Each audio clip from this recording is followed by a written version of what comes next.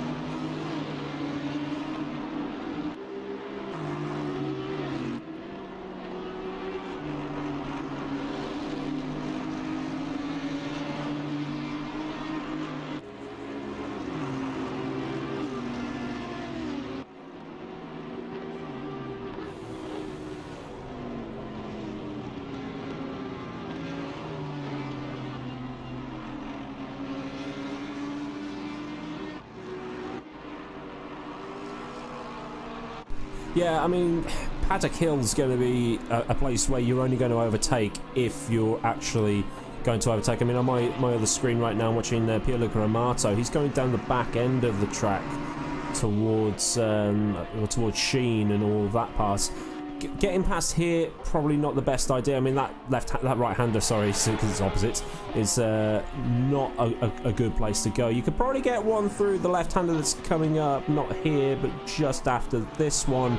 But again, you've got to really be committed and be brave on the brakes to get through. Like, that's a great shot, that is, from behind the trees. And he's put it into a wall, so... Paddock Hill, yeah, I mean, Druids, which is turn 2, it's probably the hardest braking zone on the course. That's probably where you're going to be seeing most of the overtakes today, provided that you're close enough. Otherwise, you're just going to end up serving your opponent into a wall, and we don't want that today. Yeah, exactly. So, yeah, that's not ideal for them. You're just going to see that little moment again. Not ideal, of course, but it's only qualifying. You can just hit the reset button, excuse me, and you'll be alright. You can get back out there, and Amato is going to do the exact same thing, and we'll see what he can do throughout the rest of the session. But early times coming in, and he's at the top of them. Best time so far, 22.9, sorry, and the only man, indeed, to get into the 22s. We've got the next few cars all in the 23s, and it's actually all the way down to Daniel Fromelt in the 59 Audi, who's the first man in the 54s. Sorry, the 24s. 54s would not be ideal at all, but yeah, all the way down to 9th position for a 24 there, and we'll see if they can get up the order. Mitchie Hoyer and Daniel Fromelt, sorry, have actually got exactly the same time at the moment. I was just about to say that. Yeah, that doesn't happen very often, does it? But Fromelt, Hoyer, Schaefer really close together. Tobin Lee also in the mix there, driving for Simply Race. Well, I think it might be the Simply Race Zancho.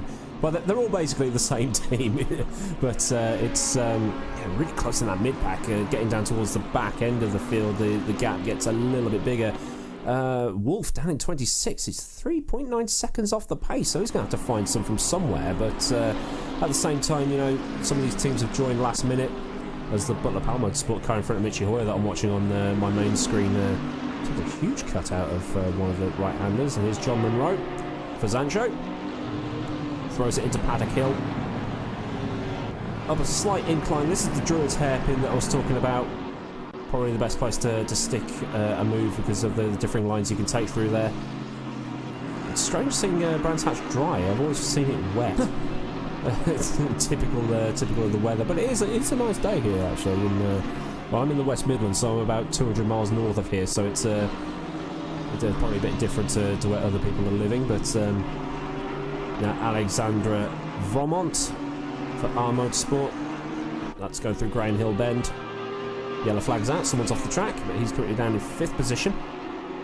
I see, that's not Grain Hill Bend, that's only the back of the course. So I'm definitely going to have to get myself up a track map here and learn, because I watch so much BTCC that I don't really see the longer course very often. So I'll leave it to Ewan briefly while I find that, and he can spot some good stuff happening. Because I mean, you commentated on the last race, didn't you? So you would have seen the initial form and the initial pace. So who do you think's sort of carrying on from Spa, and who's been left in the dark here?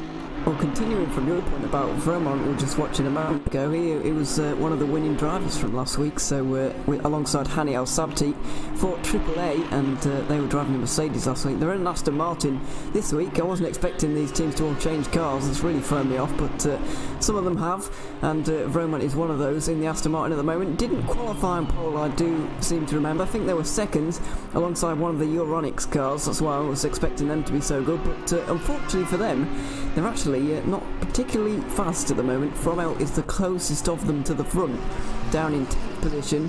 I'm expecting Butler Pal to actually do things in this race, because they were qualifying well. They were running well in practice in the warm-up sessions as well, and I was expecting good things from them, but Nicholas Hillebrand unfortunately disconnected right before. I think it was a disconnection, I can't exactly say for sure, but something happened right before the race start and they couldn't get their car in, unfortunately, so they didn't even get to race in the end, which must have been very disappointing for them. But I'm expecting them to be good, because I think they've qualified around the 5th place mark. In Spa, they were doing very well indeed. Of course, Nicholas Hillebrand is not actually driving, he's out of this championship now. He's been replaced by another driver whose name escapes me right now, but I'm sure I'll remember later on, and we'll get that to you. But yeah, I'm expecting good things from Butler Powell, but most of all, and the most important thing for us, I guess, is that I'm expecting a close race, which is so my hopes are high, basically, and I'm looking forward to it. I can relate to Nico Hillebrand getting out of a race before it's even started. That happened to me at Le Mans in R Factor 2 about a month or so ago. That still hurts. So yeah, you put all that time in only for it to go wrong on a technical front, and all your time feels wasted. But you can laugh at it afterwards. You know, if it produces a few memes in the group you're in, it's all fine. So. Just seeing how far the timing has gone now. Amato's pulled out a 0.2 of a second lead. He's got that down to a 1:22.7.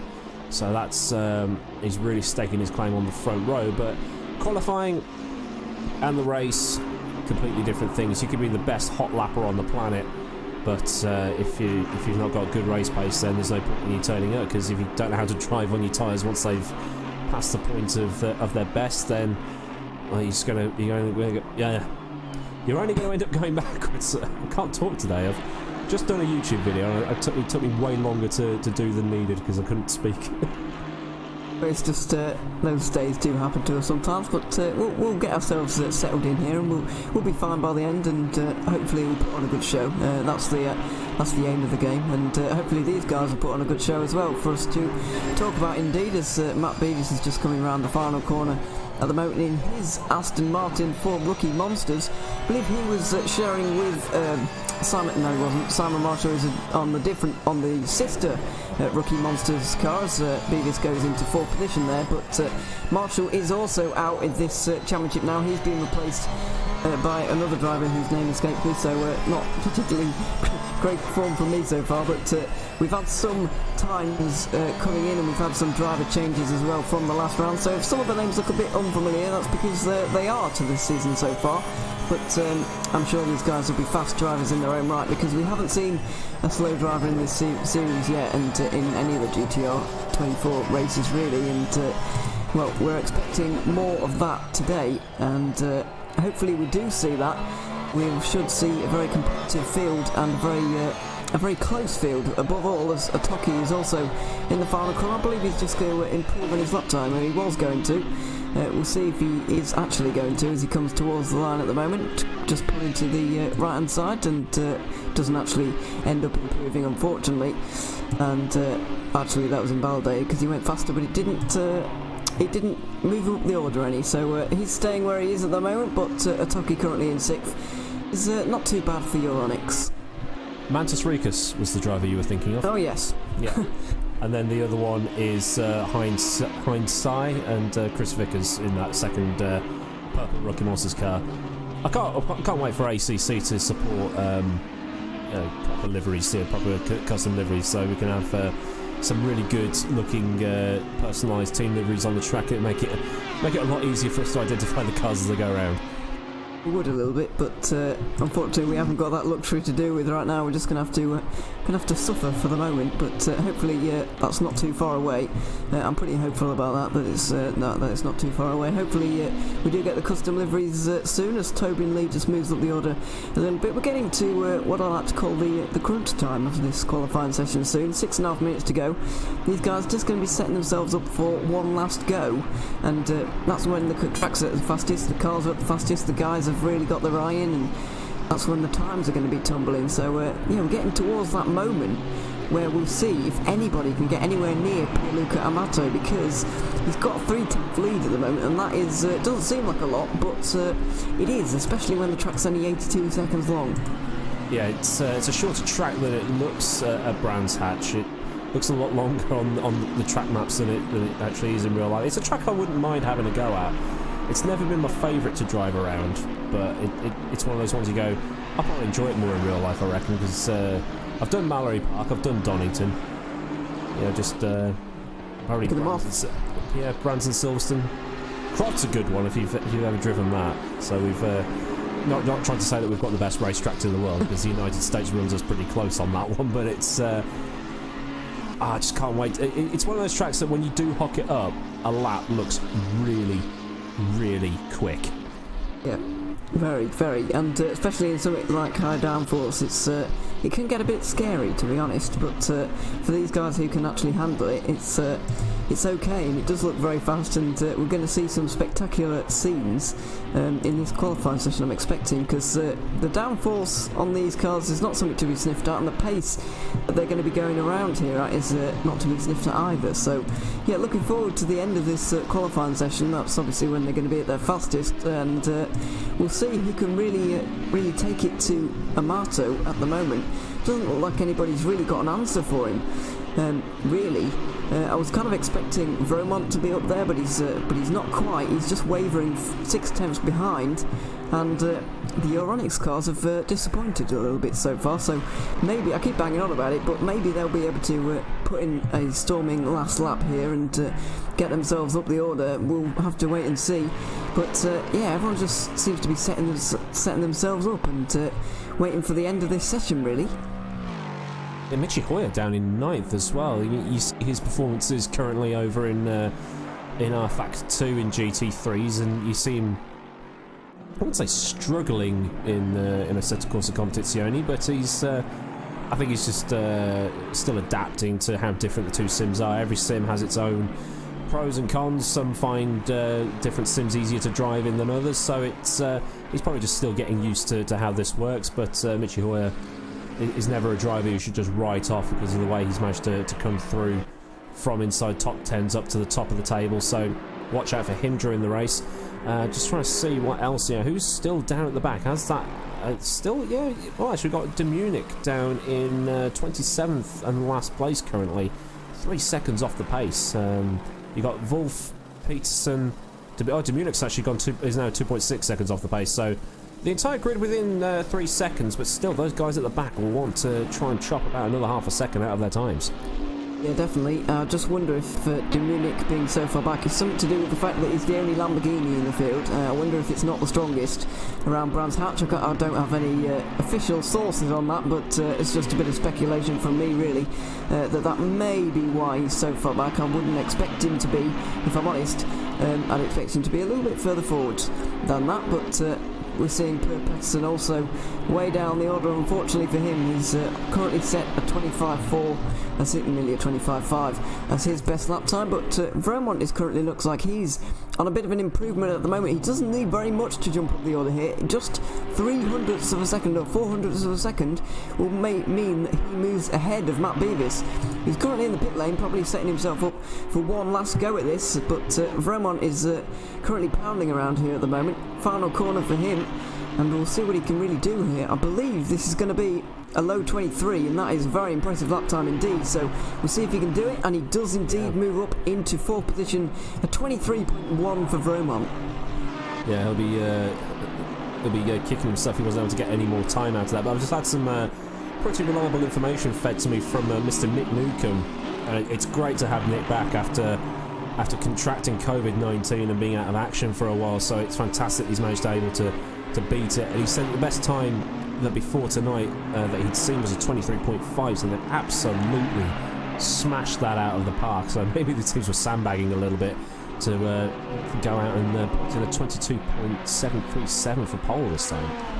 Yeah, I saw his surprise when he saw that they were into the 22s already as well. He was quite shocked, but yeah, it's good back to good. Sorry, good to have him back with us is what I'm trying to say there. As we're just coming towards the end of this qualifying session now, I really don't know who can actually jump up the order here, because it doesn't look like many people are on an improvement at the moment. Tobin Lee is, but he's only in around the Druids and Graham Hill Bend section, so he's got a long way to go, and it doesn't look like anybody can really touch that leading car, that leading Porsche of Amato. And interestingly, something I've just noticed, I should have noticed earlier, it's a Porsche 1.2, which is kind of surprising to me, because I wouldn't really expected the Porsches to be so strong.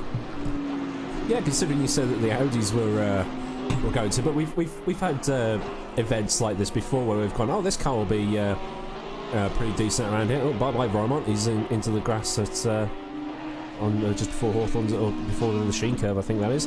But yeah, to see a car that we weren't expecting to be quick, it's well, it makes our jobs a bit better, doesn't it? Because then we can be like, oh, what's going to happen? We can build up the tension and start guessing. But it's like the TV show Stingray. Anything can happen in the next half hour. Well, 2 hours, as we're going to be racing here tonight. Exactly, and we'll see what happens in the next few seconds, because we're coming towards the end of this qualifying session now, and Tobin Lee just came across the line there, very close to making an improvement. Just going to watch along with Alessio Pucedo, I'm going to call that, as he's just backed off. Actually, he's in the gravel, that's why, and the qualifying session's over, so he's not going to be able to jump up the order, I can assure you of that. But it's looking good for Amato at the moment. Nobody around him really improving. John Munro is, but he's a long way back, so we'll see really, but looking very good for Amato. Yeah, just as we enter the closing seconds of qualifying, just wanted to make a quick shout out to our race stewards who will be dealing with proceedings tonight. Mr. Nick Newcomb, who we already mentioned, and Paul Lindegaard. If you've ever met Paul, he is what we'd like to call a brick outhouse, so I don't think any of the drivers are going to be fighting any decisions he makes tonight. No, that's probably best for all involved, really. But they are the ones stewarding here today, of course, and we hope they don't have too much to do. But at Brands Hatch, I have a feeling they might have a few things on their mind, particularly after they've seen that one. I'm not really sure how it's going to go down, but given how narrow this track is, there might be some accidents here, and I'm hoping not, but I'm kind of bracing myself for some impact, or some kind of impact, throughout lap 1 and maybe throughout the race as well. Hopefully not, but I have a feeling that might be the case. Yeah, if there's going to be any, it's going to be over the back end of the track where it really does narrow up, and those corners look a bit more inviting than they actually are. But session is now officially ended. We're going to get ready to get going, and while we get ready, we're just going to, well, I've just had my dinner placed in my lap, so I'm going to eat around that and get our vocal cords warmed up. We're going to have a few words from our sponsors.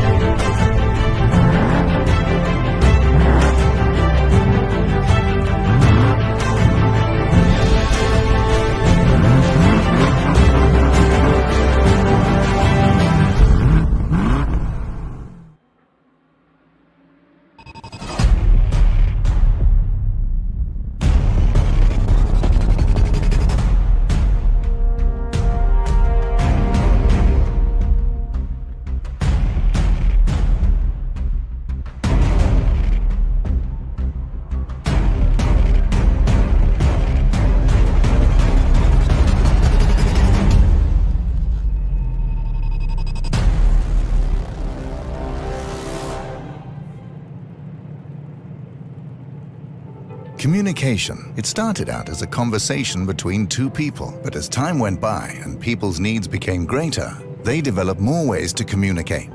Businesses today need to minimize incomplete connections. Therefore, it is critical that they provide optimal service. Xilinx desktop, mobile and web applications can process everything from normal calls and callbacks to chats, emails, and social media inquiries. Let Xilinx liberate your business.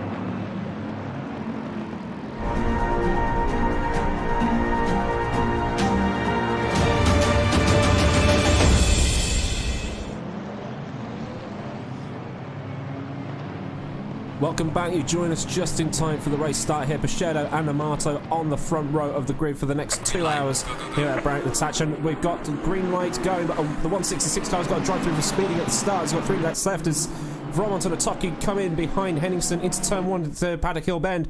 Brioni has currently got the... no, he hasn't. Sorry, Amato has got the lead. My things all messed up at the minute. Pichetto gets a little bit of a hurry from Henningsen going into the Druids hairpin, but Amato's managed to get the jump coming through Graham Hill Bend as they come round towards Surtees to bring the cars onto the back straight for the first time.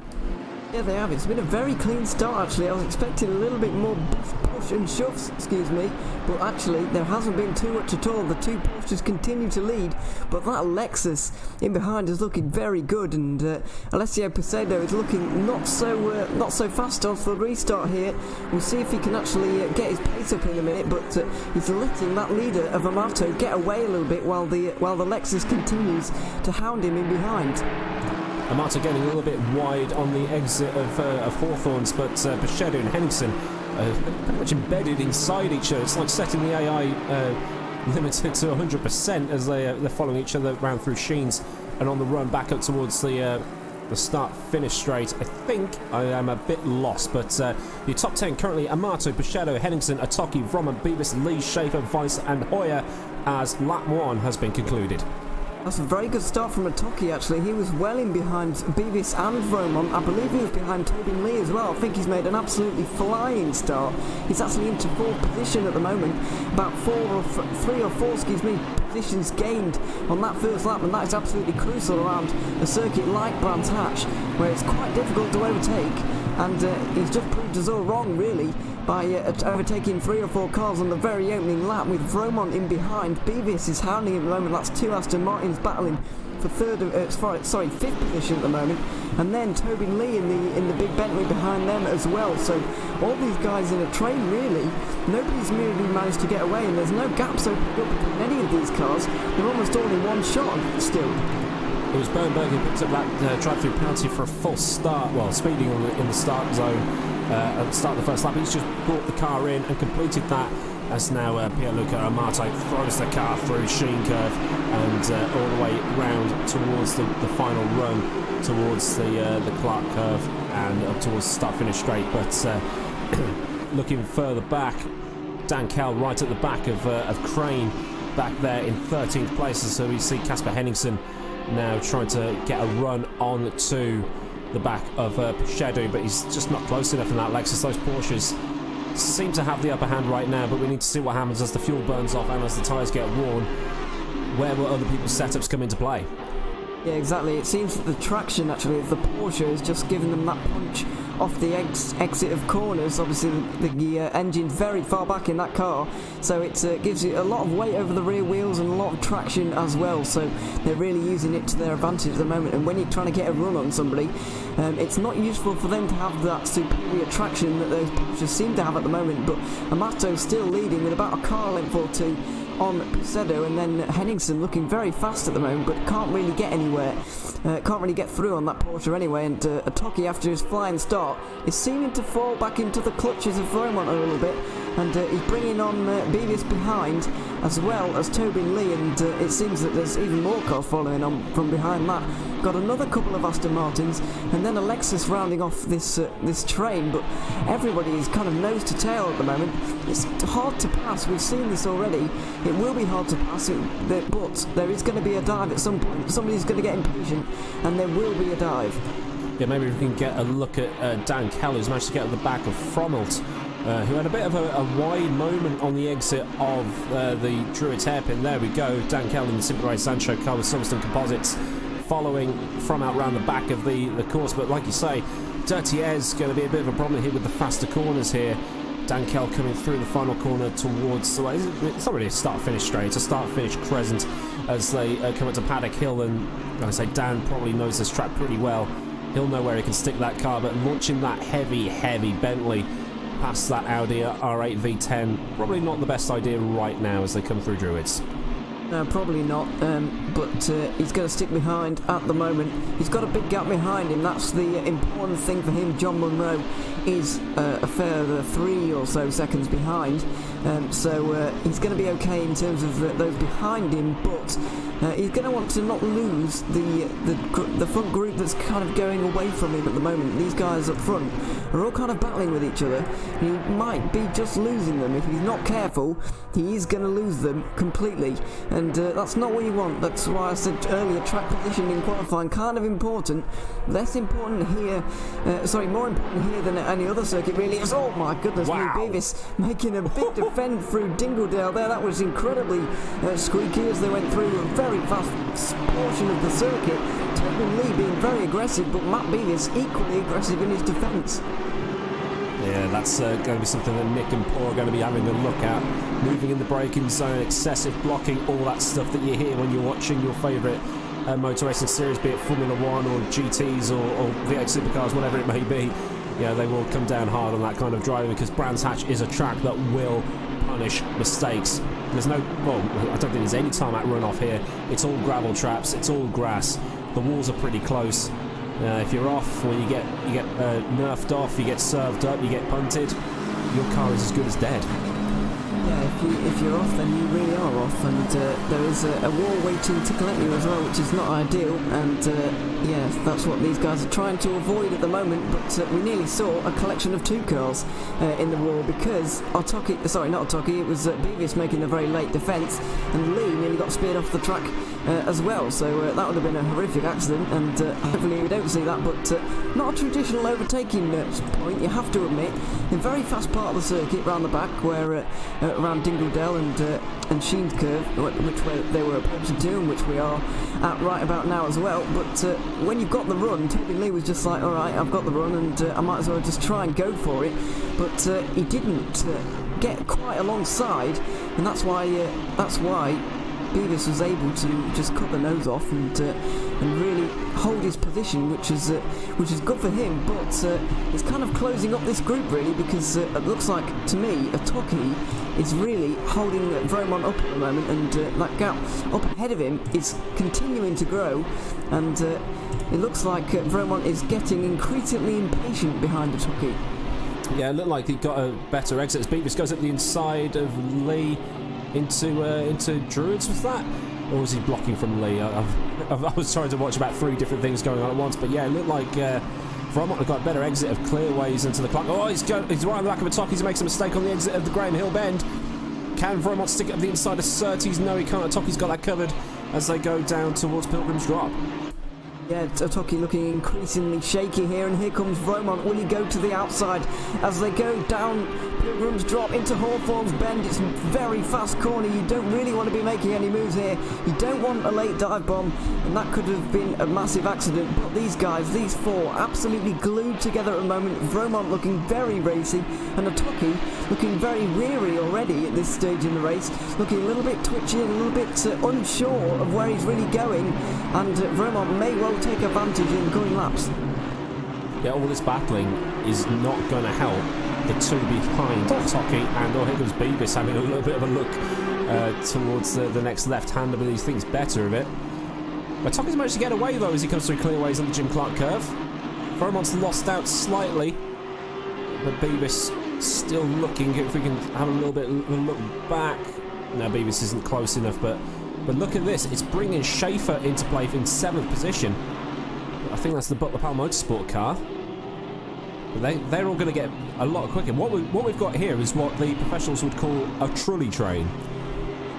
Yeah, exactly, and the two Butler Powell motorsport cars are actually coming in behind. It's Richard Schaefer and Johannes Weiss coming up right on these guys, and we're going to have a train of 6 here in a moment with the 2 Aston Martins following on. We've got, and we will have 4 Aston Martins in the train altogether, and we've also got Michi Hoyer also trying to join in, so everybody's looking up ahead of them, seeing this as a bit of fun, and they kind of want an invite to the party, and they're going to see if they can get themselves a ticket, but these guys, Otoki particularly, is kind of backing up the whole train, and it's kind of letting the whole thing happen, and also, something we haven't mentioned so far, it's kind of letting the front 3 get away.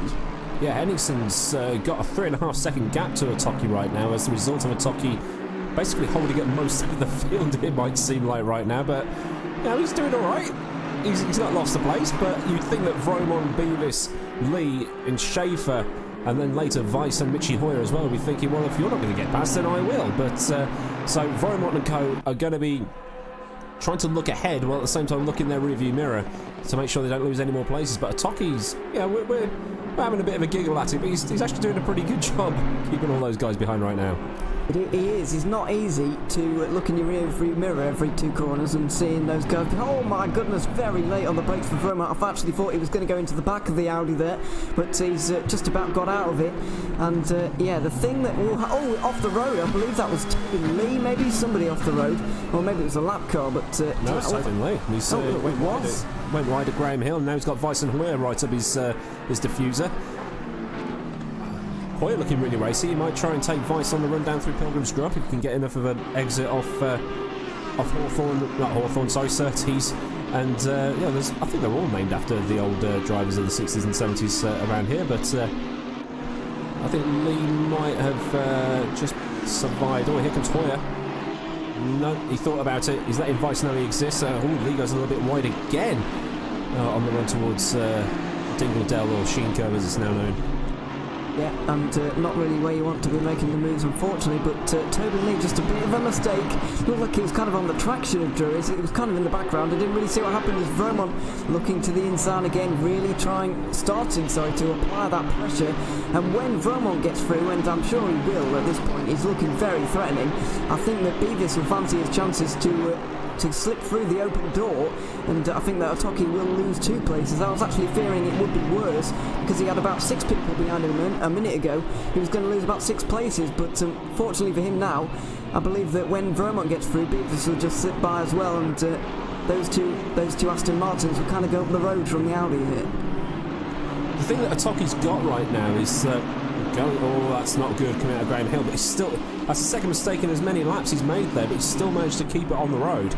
But as I was saying, the way you turn into the Druids hairpin as we're on board with Matt Beavis now, it's a weird one because you sort of turn in early, so you're effectively covering off the racing line on the inside, but it looks like you're moving in the braking zone, but you're actually not. So it's one of those really difficult corners where even just by going in normally you're blocking defensively, but not in the way that you would get penalised. Oh, Otoki again wide, and this time at Dingledale. Good lord.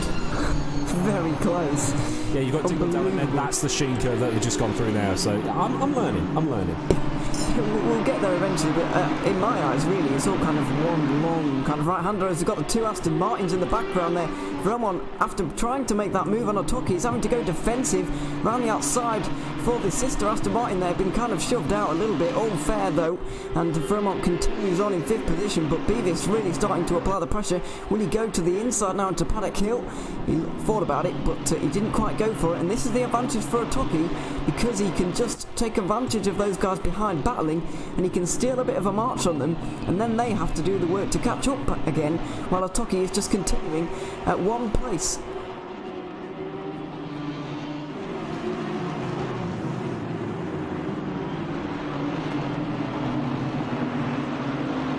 We're just seeing a replay of Otoki there. He's gone wide again as we're on live pictures. He's gone wide. He's under big pressure again from Vromon if he's not careful, but I believe he's going to be okay. Round the back of the circuit is not where you want to be overtaken, as you've seen before. Just going to give a quick mention to the leaders here, actually, because it's looking very close up here as well. The two Porsches versus the Lexus, they're all kind of in a train at the moment, kind of happy to get away from Atoki, who's backing up almost everybody here. It looks like everybody down to about 13th, 14th position is all in the battle with Atoki here, and it's all kind of because of the Audi backing everyone up. It's very entertaining for us, but quite stressful, I'd imagine, for the drivers. Yeah, they want to get past, but at the same time, they don't want to launch themselves into a pointless dive bomb as Atoki gets another bad exit on the exit of Clearways. Now, Vromont is on the inside for Paddock Hill, but is he close enough on the brakes? It's not really braking zone in these cars, but he's going to go through anyway, and Atoki's gone into the gravel at Paddock Hill. That's a bunch of places he's going to lose right there. Here comes Tobin Lee, maybe, as they go into Druids. No, nearly, but he's going to cover that off, so Atoki's just lost 3 positions with that little mistake. Probably tried to give Vromont a bit too much room. Yeah, and we're going to see it again here. Just got a little bit wide and into the gravel, and then he's lost 3 positions. Vromont, Beavis and Schaefer all go through. 3 Aston Martins now going to go up the road, you'd expect, with Tobin Lee, Johannes Weiss, Michi Hoyer, all involved here, along with his teammate, actually. Atoki's teammate from out is actually going to be a beneficiary of all this, because he's kind of backing everyone up into his teammate at the moment, which is, I'm not sure it's intentional, but it's working at the moment. And we'll just see if Atoki, maybe now he's got someone in front of him, maybe he can kind of grab some sort of pace. But it doesn't look like he's got it at the moment. He had a fantastic start, but he just looks out of touch with that car at the moment. And meanwhile, it's a half a second lead for Amato over Shadow. Henningsen is another 8 tenths further back, so they've dropped him slightly. And then you've got Schaefer down in 6th. Matt Beavis, and then Vromont, as we say, has inherited 4th position as a result of Atoki's little mistake. But now we just need to watch Tobin Lee and Weiss and Hoyer all wanting to get past as well, so we're on board with Tobin Lee coming through Paddock Hill. Yeah, just got Leon Atoki up in front of them, and Richard Schaefer also in front of him, who doesn't look actually too impressive at the moment. I thought he was going to go up the road with the 2 Aston Martins up ahead of him, but Vromont and Beavis have kind of left him in the dust at the moment. Vromont is actually faster than Beavis, and Beavis is faster than Schaefer as well, so Atoki looks like he is applying the pressure now after having laps of someone in his rear view mirror. He's actually starting to be in the reverse position now, the arguably more fun part being the hunter rather than the hunted, and he's doing this all for 6th position. Then we've got Tobin Lee, Hannes Weiss, Mitty Hoyer, Simon Crane and Daniel Fromelt all involved. Dan Kell not too far behind either, and this is an absolutely fantastic train, and this race is delivering everything that it was supposed to, because we've just seen one long line of GT3 cars battling it out, and I'm expecting more for the, we're only 15 minutes in, but I'm expecting more for the next hour and 45. Yeah, the number 14 car, which is MH Blom, as it's showing on the back end of the timing sheet here. It's actually picked up a 30-second stop-go penalty for speeding in the pit lane, and he's already 2 laps behind, so that race is going from bad to worse for them. Yeah, bit ouch for them, unfortunately, and yeah, they're going to be down in 27th position. I believe we have lost a driver before this race even began. I don't think it was one of the front runners, because we would have noticed by now, you'd hope, but we think that everybody else is all fine, and I don't believe we've seen too much action. I'm really impressed, actually. Oh, we've got side by side, come to that point in the moment. Leon Atoki really beginning to apply the pressure. Richard Schaefer looking a bit shaky, I'm afraid, and Atoki going to go down the inside into Graham Hill Bend. A bit of contact as well. Now we'll see if Tobin Lee can maybe buy his way into this as well. Lee's not going to be able to get past in this next sort of couple of corners, really, as they come through Pilgrim's Drop towards Hawthorns. It's just not the best place. You're not really braking too much. It's the same as Paddock Hill. You've got to be alongside people to even fit single file, presumably all the way clearways, where it's down to your to the exit of the corner where you can go through as they go through Sheen. There's a couple of cars missing the apex there, which isn't going to help things, but Atoki still ahead of Lee. Now it's all about the exit through here as they come up to clearways. There's not really enough room to get any real slipstream here, is there? But Lee's still really close in the Bentley. Can he get a decent run onto the Jim Clark curve? No. And Lee's going to get really frustrated back there, I think. Yeah, possibly, and that's the danger really when you're stuck in a train like this. It can get pretty frustrating. I believe there was a bit of side-by-side action with Simon Crane a minute ago there. Michi Hoyer under a bit of pressure. Wow, that was defensive down to Druids, but Crane's going to go around the outside anyway, is he? We'll see what he can do. Not quite. Hoyer just pushes him out there, and Crane is forced to settle for 11th position at the moment. Frommelt is just in behind here. Dan Kell and John Munro are bringing the other Porsche of Martinez as well, as it looks like Frommelt looking to the inside through Graham Hill Bend, but that was it was close, but not unfortunately not quite alongside enough for that particular manoeuvre. Yeah, but Crane made a little bit of a mistake on the exit of Surtees there. Graham Hill's the one a bit before that, but they look so similar on the camera that you get them mixed up, and that Bentley didn't have a good run there, but he seems to be okay. But you'd think that Frommelt in behind Crane there would be ruining the opportunity to have a crack there. As I love that shot as they go flying across the curb there. Be careful not to pick up a track limit infringement there, obviously, but we've now got the two Bentleys of Dan Kell and John Munro nose to tail right now. Yeah, it's all in one long line at the moment. The top 14 really are very close together, very closely matched on pace, and they're all kind of in one long line, which is very entertaining to watch indeed, and we'll see how it pans out throughout this race, but it's been fantastic entertainment so far. Liam Hockey has often been the catalyst for some very exciting manoeuvres, and we've seen some interesting ones, but he is currently the top Euronics car and the top Audi as well. The Audi nowhere near as strong as I was expecting. It seems to be a bit of a big car circuit, something like the Lexus or the Aston Martin or the Bentley. It seems to be very strong around here, with the exception of the Porsches, obviously currently 1-2, but honestly I've got no explanation for why they're so fast around here. They just kind of are, and they're showing it to us right now. 1-2 for those guys as a Tucky looking to go around the outside of Hawthorns. That would be brave, and he can't quite do it on this occasion. Maybe saving that one for later on in the race, where he can risk his car a little bit more as he tries to go down the inside into the next corner. He can't quite do it, and here goes Tobin Lee maybe through Dingledale. Not quite. It's looking very tasty up in this group though. Yeah, Tobin Lee's so close up to the back of a Tocky right now. You'd think in the next couple of laps, as that Audi's tyres start to wear away, that a Tocky Lee might be able to make a run. But he might make the run even before that, because he's so close. He looks like he's not even behind the Audi as we see the look back from Richard Schaefer's Butler Park Motorsport Aston Martin here as they begin the run through Clearways and the Jim Clark curve on this brief little straight into Paddock Hill. Yeah, it's that's the thing really, brief straights, and that's not ideal for these guys. There's a bit of a run there, a bit of a mistake from a Tocky, it has to be said. Mistake from Hoyer as well. Oh yeah. It's like Crane's going to go on the outside of Drew. He'll get pushed onto the marbles by Michi Hoyer, but Hoyer survives another day.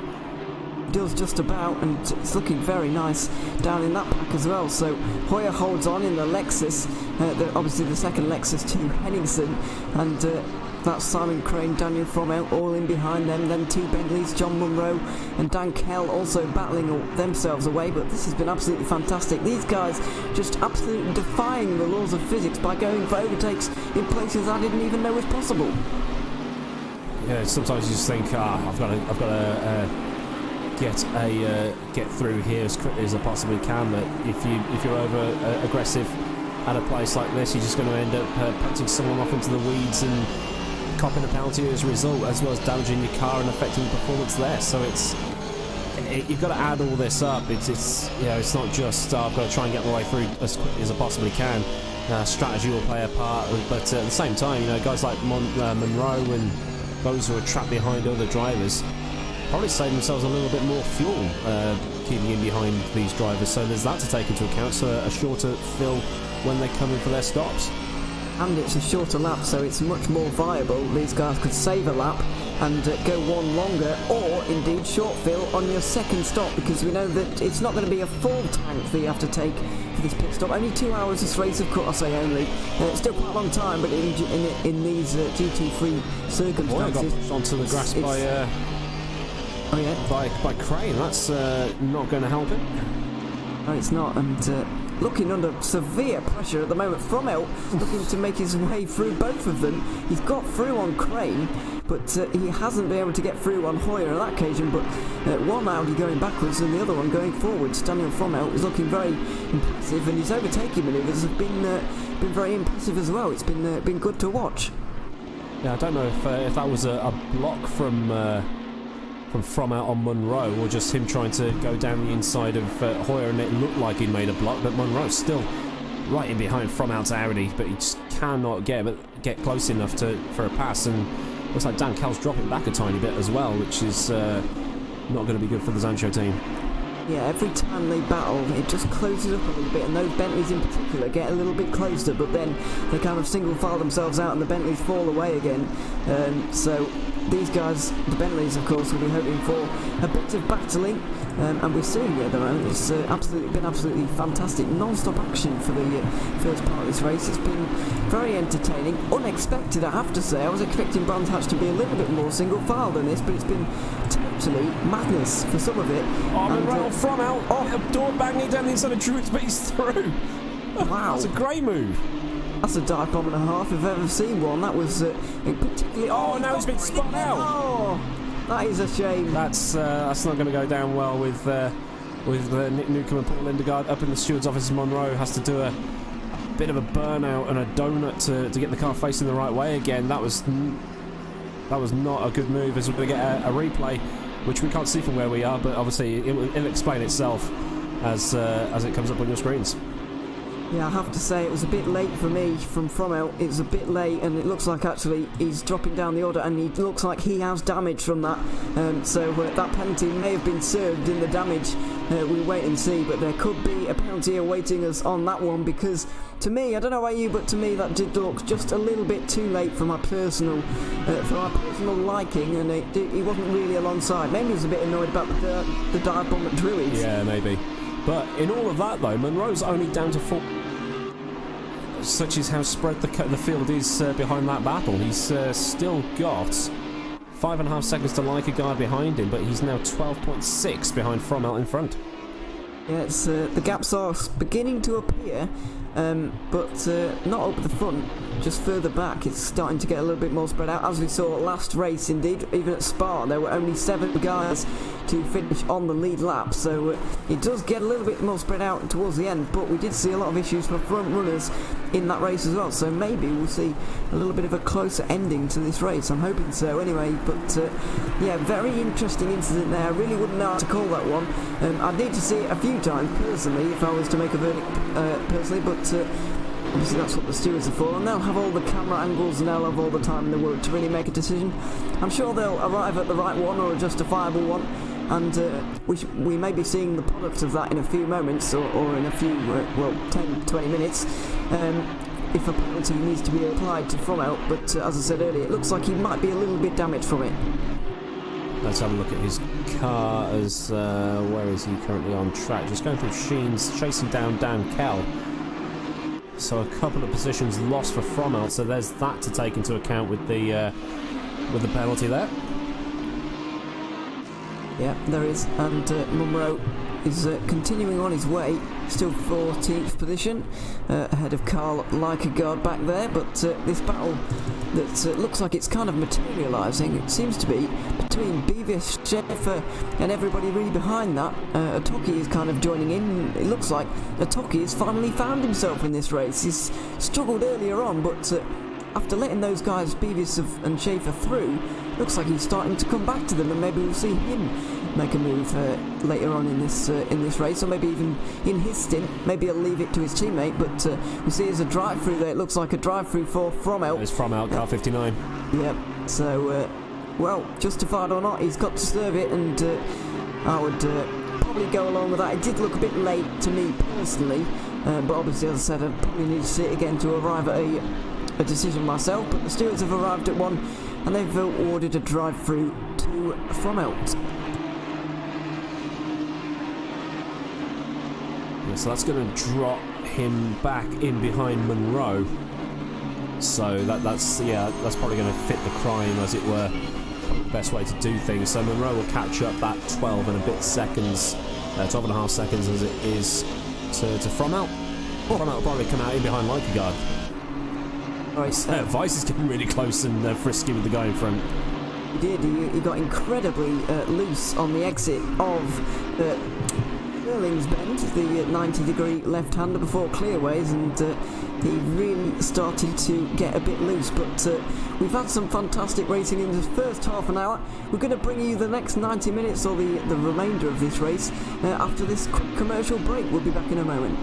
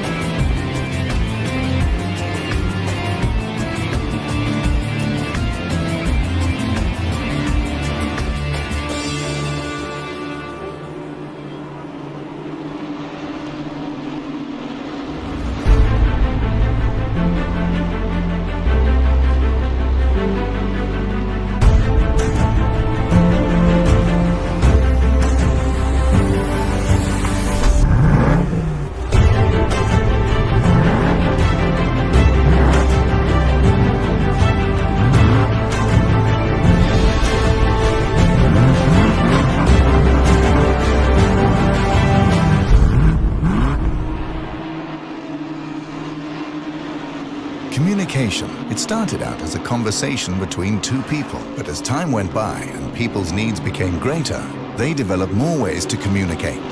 Businesses today need to minimize incomplete connections. Therefore, it is critical that they provide optimal service. Xilinx desktop, mobile and web applications can process everything from normal calls and callbacks to chats, emails and social media inquiries. Let Xilinx liberate your business.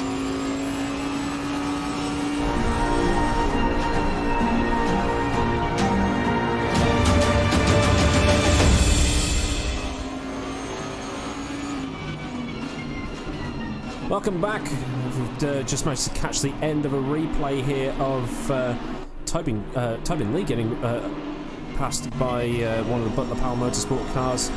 Can't remember which one it has. Oh, Simon Crane got a bit wobbly on the exit of Graham Hill Bend. He's now on the grass. That Bentley's going to lose out. And this is what we were just talking about in the commercial break amongst ourselves, is that's how positions are going to be made and lost in this race as drivers start making mistakes with guys right up their backs. So yeah, we've got another sort of 90 minutes or so of this race to go. It's going to be a cracker. It is. The pressure is really on in this front group, and, well, in all the groups really, because when you make a mistake, things like that happen and you lose positions very quickly. Looks like Richard Schaefer is defending pretty well, but he's looking quite shaky ahead of Tobin Lee here. Lee is really trying to find a way through and Schaefer got incredibly loose on the exit of, or onto the clearway straight, shall I say, and Lee nearly got through. Kill bend as well, wasn't happening, but it might happen here actually, as Schaefer just goes a little bit wide. Lee looking very impressive on the back. It looks like he might go down the inside, but he's a little bit too far back. It's a high speed corner, but will we see a dive into Druids maybe? Well, I've already seen a dive into Druids by one of the Zancho drivers, but unfortunately got served up a couple of corners later, for which a penalty was applied. If you only just rejoined us, that was between John Monroe and Fromout. But Richard Schaefer still holding that position from Tobin Lee as they go through Graham Hill, with Lee getting a little bit wide to see if he can make it back. If Schaefer makes a mistake into Surtees here, but no, coming through Pilgrim's Drop. This is probably the only place we can try and get any form of slipstream. It's still not long enough to do so. And Richard Schaefer's going to hold this into Hawthorne Bend pretty easily, I think. Yeah, that's the only real remnants of a straight around this circuit, and it's not that long for what it is. So, and at the end of it as well is a high-speed corner, so it's really not the best overtaking opportunity.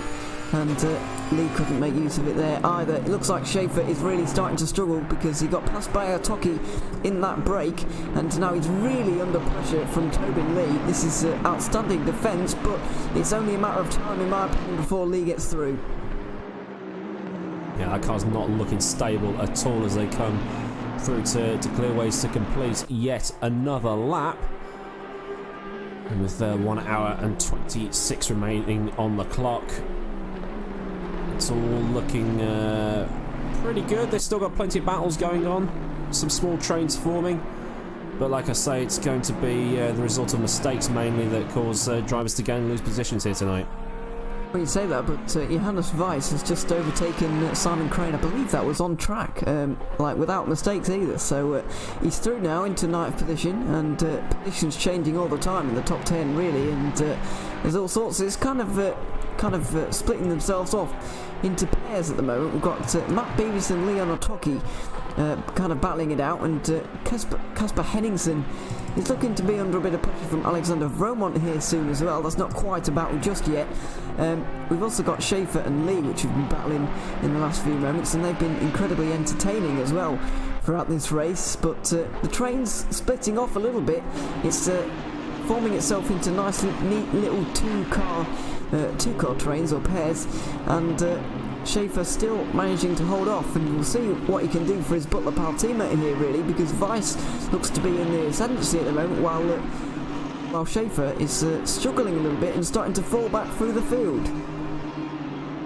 Yeah, that 6-car trolley train that we saw in the opening few laps is completely gone as drivers drop off left and right, but just looking down the back end of the field, still might have something developing between Daniele Brambilla and co back in 19th, 20th and 21st, as the McLaren drivers very close together at the minute, but nothing coming of that just yet. We'll give some love to the guys at the back of the field. We've been focusing mainly in the top 10 for the most part. It's Daniele Brambilla for Optimum Motorsport comes through towards Clearways, and I think he might have made a mistake there. Yeah, just a little bit wide, but these McLarens really have been struggling in this race so far. That's why we haven't really been able to show them, but Sean Bennett is the uppermost of them, 16th position, but the two McLarens could sabotage each other if they're not careful.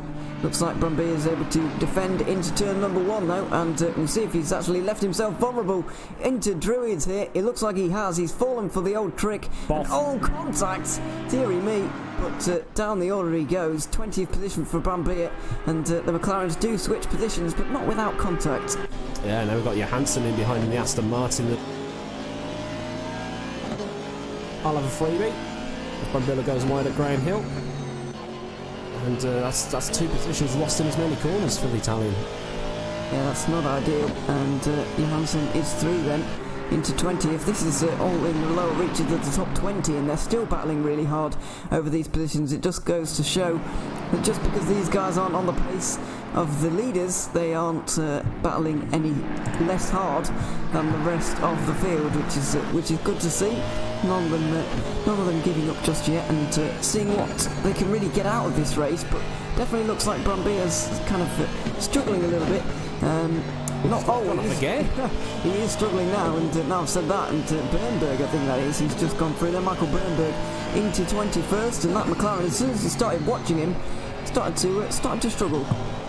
Yeah, and Chris Johansson as well in the ID Teller. I can't pronounce the word Teller of Froningen. I think it is the communications union network. I think he described it as last time out, but he's. Who's that going through the gravel there? Oh, it's a huge cloud of smoke ahead of Leon Otoki there. I didn't quite see who that was, but I don't think it was one of the front. Was it Romont, maybe? Let's see. No, it wasn't him. I believe it was a lap down car, maybe. I'm not entirely sure. No, I don't know. I might have just dipped a wheel on the grass and it made it look like it was a bigger accident than it was. Possibly. Let's hope so. Want these guys all still in here, so that we can continue. It's under pressure here from Johansson. Yes, and he's got very wide there. Off he goes. And freebie for Johansson into Sheen. Yeah, indeed, and very close at the moment to. Oh dear me! Let's see down the inside. Oh, don't do that! Oh! He's done it! He's done That's it! outstanding, that is. Wow! Oh, I didn't think that was possible, but Jimmy Wolf has facilitated it. He might come back in here in a moment, but Johansson has just made one of the bravest dives I think I've ever seen. That is not a portion of the track you would expect to see people overtaking. It goes a bit wide on the exit of clearways. That might give Wolf a bit of a run towards... don't go around the outside there. No, he's not going to. But Brambilla's come back after his early mistakes. Will want to take those positions back. So it's all kicking off in the back part of the top 20.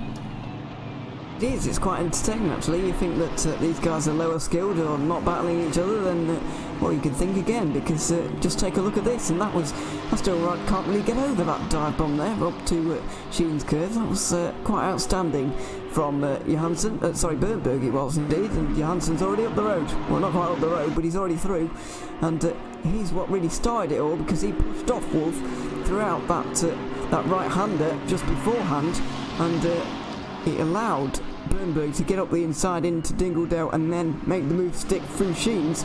But credit to Jimmy Wolf as well for allowing that move to take place, because if he turns in or does something wrong there and makes contact, then there really is going to be a huge accident. Yeah, and I'm still watching the battle between Schaefer and Lee here. Schaefer had a bit of a moment on the exit of Paddock Hill that allowed Lee to close back up into Drury's, but Schaefer's managed to get the power back down and is still keeping that Bentley and the other Bentley as well in behind Lee under control right now with Stephen Crane.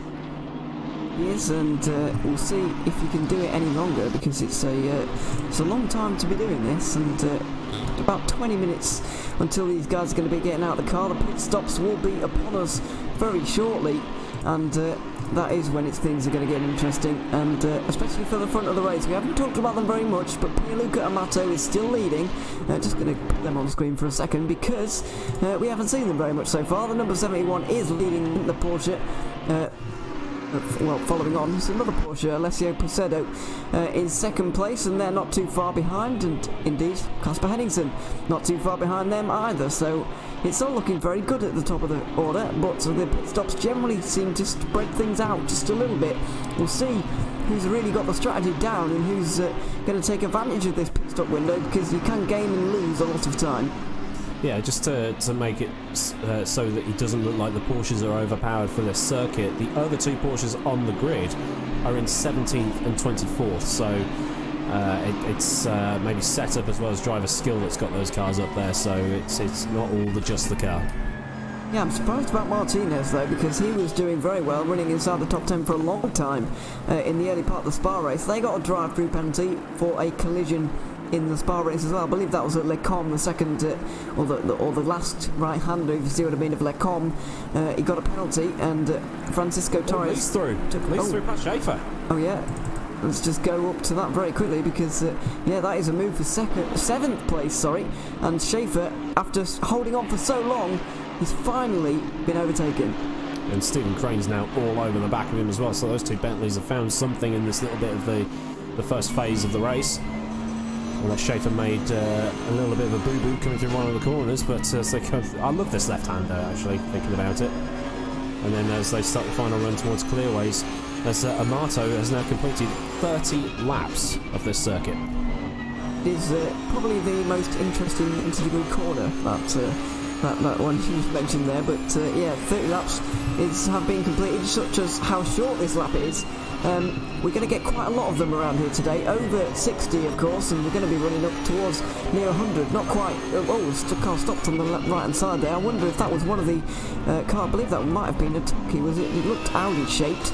No, it wasn't, he's still going, but we'll see who that was and if that was a front runner. It could have been just a lap car getting out of the way. We have seen that in the past, of course, and it could well be because there's another one just getting out the way there.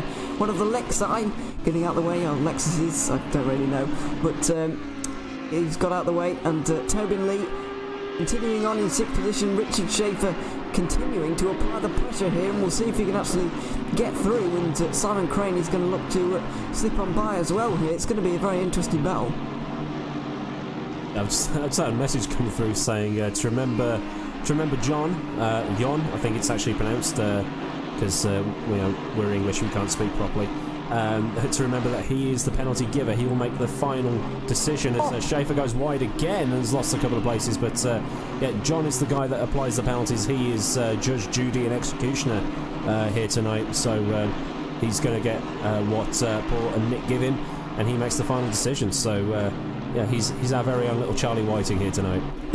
He is indeed, as we've got a pit stopper there, but he's not a front runner. But a big thanks to those guys in the stewards room making all the decisions and doing a good job so far. Haven't had too much to do in all honesty. I was expecting them to have more to do, but they've had, I don't want to say very little, but they've had less than I was expecting to do, as Tobin Lee just continues on his way with Simon Crane, Johannes Weiss and Richard Schaefer in behind. The two Butler Powell Motorsport cars have swapped position now, so they're in the correct numerical order, which is very nice to see indeed. 556 ahead of 557, which makes me personally quite happy, with Matt Beavis in 10th position there. I wonder how that was the car that was stopped earlier on. I saw out of Paddock Hill Bend, I saw a car on the right hand side when we were on board with Schaefer, I think it was, or Lee, and I believe that Team Rookie Monsters car has actually dropped down the order into 10th position after battling with a Toki earlier on. Yeah, it was Beavis and Hoyer very close together right now, as it so happens. Oh no, they're not. That's between the two. Yeah, ignore me. But Hoyer's now got Dan Kell up his behind as they come through the final sector of the race. So two drivers that have raced against each other before in R Factor 2 and other things, and now in Assetto Corsa Competizione. So Mitchie Hoy's probably streaming this, but don't go and watch that. Stay here. Watch this. Much better. No, don't. No. Anyway. You can only see one view if you go and watch it. We get all of them. Yeah. There you go. That's the selling point. It's. I keep thinking that number above their names is their actual car number, but it's not. It's their ping. But it makes my life a lot easier seeing those names above the drivers. As Dan Kell is getting really close to the back of Mitchie Hoy, so Mitchie Hoy's tyres might be pretty dead, or getting dead. And Dan Kell's Bentley's probably going a little bit better. Yeah, it looks like Kell's been taken a little bit easier and he's able to attack at this portion of the race, but Hoyer has still got 10 minutes to go until he can come in and get some new tyres. Of course, it won't be him driving on those new tyres. It's going to be Mikael Moe, the Dane, driving in that car, that Burst eSport car, and we'll see if they can actually get into the top 10. That's probably going to be their aim from this point, but to get into the top 10 in this series is going to be a very tall order indeed, because as you've seen so far, we've seen some absolutely very close racing and very competitive racing, as Tobin Lee that was, I think. Oh, it's Simon Crane, sorry, getting through on Tobin Lee, and now it's all kicked off in this group with Lee starting to fall through and Johannes Weiss who's starting to fancy his chances. It's all kicking off here tonight, isn't it? I'm trying to look at two screens. One's got the broadcast on, one's got actual Assetto Corsa up, trying to see what's going on, and then something else kicks off, and then something else kicks off on here, and I'm loving this as Johan Weiss and co fly through Paddock Hill Bend. It's probably a little bit more heart in mouth the further you go into the stint, as the tyres start to let go, as they're very close into the Druids Hairpin and then Graham Hill Bend. So it's a great little view on board as well. They've really got the cameras sorted out for this sim, haven't they? It's almost, but not quite. Tobin's on it. It's hard to push around that Bentley, I'll tell you. It's a big car, even when you are in a Bentley yourself. So Tobin Lee is attempting to apply some kind of pressure here, but not able to do it through there. He might have to use the lap traffic in a moment. I believe, is that a Toki just up ahead? I know that's too much of a gap. I believe that's a lap car who is up ahead of these guys, so we'll see if that lap car will play a part, because lapping cars is almost as difficult as actually getting through cars on your lap. So yeah, this is going to be very interesting indeed to see how these guys deal with it. Yeah, I'm still watching this thing between Dan Cal and Mitchie Hoyer as they go around Schaefer for some reason. Why was Schaefer going so slowly just then? Did he have an off? He must have done. I must have missed that. Yes. Because he was going really, really slow, and then... so I don't think this is one of those sims that tells you you've got to make a slow down for going off the track. Like e-racing, whatever it's called. No, I don't think that is the case either, so must have been a mistake, but we have seen him struggle in the last few laps. He was actually ahead of his teammate in this battle with Simon Crane and Tobin Lee a few laps ago, and now he's well off the back of Dan Kell, so down in 11th. Well, he's in 12th and Dan Kell's 11th, so really starting to struggle, I think, Schaefer, and he's going to be begging to get out of that car. Yeah, driver swaps are allowed. We'll see some drivers take over for the second hour as they come in for their pit lane. As they come in for their pit lane, come in for their pit stops. We'll be seeing guys like Mike Epps jump into the car and guys like that. So we'll see some of the names change, and then we'll have to get used to the change of names, and we'll take you through. It's actually a mandatory driver swap. Thank you very much, Pete, for that. It's mandatory driver swap, so you can't just put the fastest dude in for the whole thing. You've got to actually make a swap and all that good stuff. So it's good to know the rules on the fly to bring to everybody watching at home. Just go, hang on, where did that guy go? Well, it's the rules. Yeah. Oh, we've got a stop there. Simon Crane. Yeah. So yeah, this is going to be interesting. The first of the stops. Let's just watch along, and we'll see who will be getting in. Well, we do know. Paul Simsport. It's going to be Miles Dixon, the British driver, going to be getting into that Bentley there, and an hour and 10 on the fuel should be all right. And we'll see where he comes out in relation to his fellow Bentley Tobin Lee, because I believe that they or these two that we've seen right now are the ones he's going to be battling with throughout this race. Yeah, all these cars will have their different pros and cons, so some will be better on fuel, some will be better in the fast corners, some will be better in the slow corners. We've seen the Porsches being pretty good in certain parts of the track as well, given that they've got the engine pretty much in the back of the car as well. So it's all very, very interesting to learn how these cars go as Hoyer and Kell and Schaefer coming up to lap traffic here. Yeah, and sometimes we do get it wrong when we're trying to learn the, or I do anyway, because I was expecting the Audis to be strong, quick, and they're not. Really, the fastest Audi's in 5th. It's not bad, but it seems 10 to be seconds behind the next guy. But what was that? Oh, it's a lap car. Oh, and Tobin Lee followed him. Tobin Lee ran the outside, wasn't it? Yeah, well, yeah, he went wide. It was a mistake. Yeah, he went wide. Yeah. I think that's what happened to Schaefer, actually. He went wide at that corner. That's why he was going so slow, to let Hoyer and Kell go through without hitting them, which is good driving. Yeah, quite possibly, as I believe that Matt Beavis is into the pit lane, as is Richard Schaefer, and he's going to be very pleased about that, is Schaefer, because he was having a disastrous time out there, without being too rude, because I couldn't do any better, but he was not enjoying his old tyres, I'm afraid, and they're going to be changing their drivers, of course, as everybody has to. But I'll tell you what is an ominous prospect for the lead of the race, is that Pierluca Amato, currently with 1 second lead over the fellow Porsche of Presedo, he's got Tiziano Brioni to hand over to. I'm still watching Kell and Hoyer here. I'm just thinking, is Kell going to come in with Hoyer, or is he going to try an undercut, or an overcut, as it would be to... No, it'd be the overcut if he comes in afterwards. Right? Where's Martin Brunder when you need him? But Kell's still up the back of Mitchie Hoyer. Very close this time around as they go through the Sheen curve. Oh, has Kell just served Hoyer up? It looked like it to me. Well, I don't think that was malicious, but that was definitely contact between the two of them. So that'll be one for Nick and Paul to look at as we get a quick replay here. So it does look like there was a little bit of contact on there.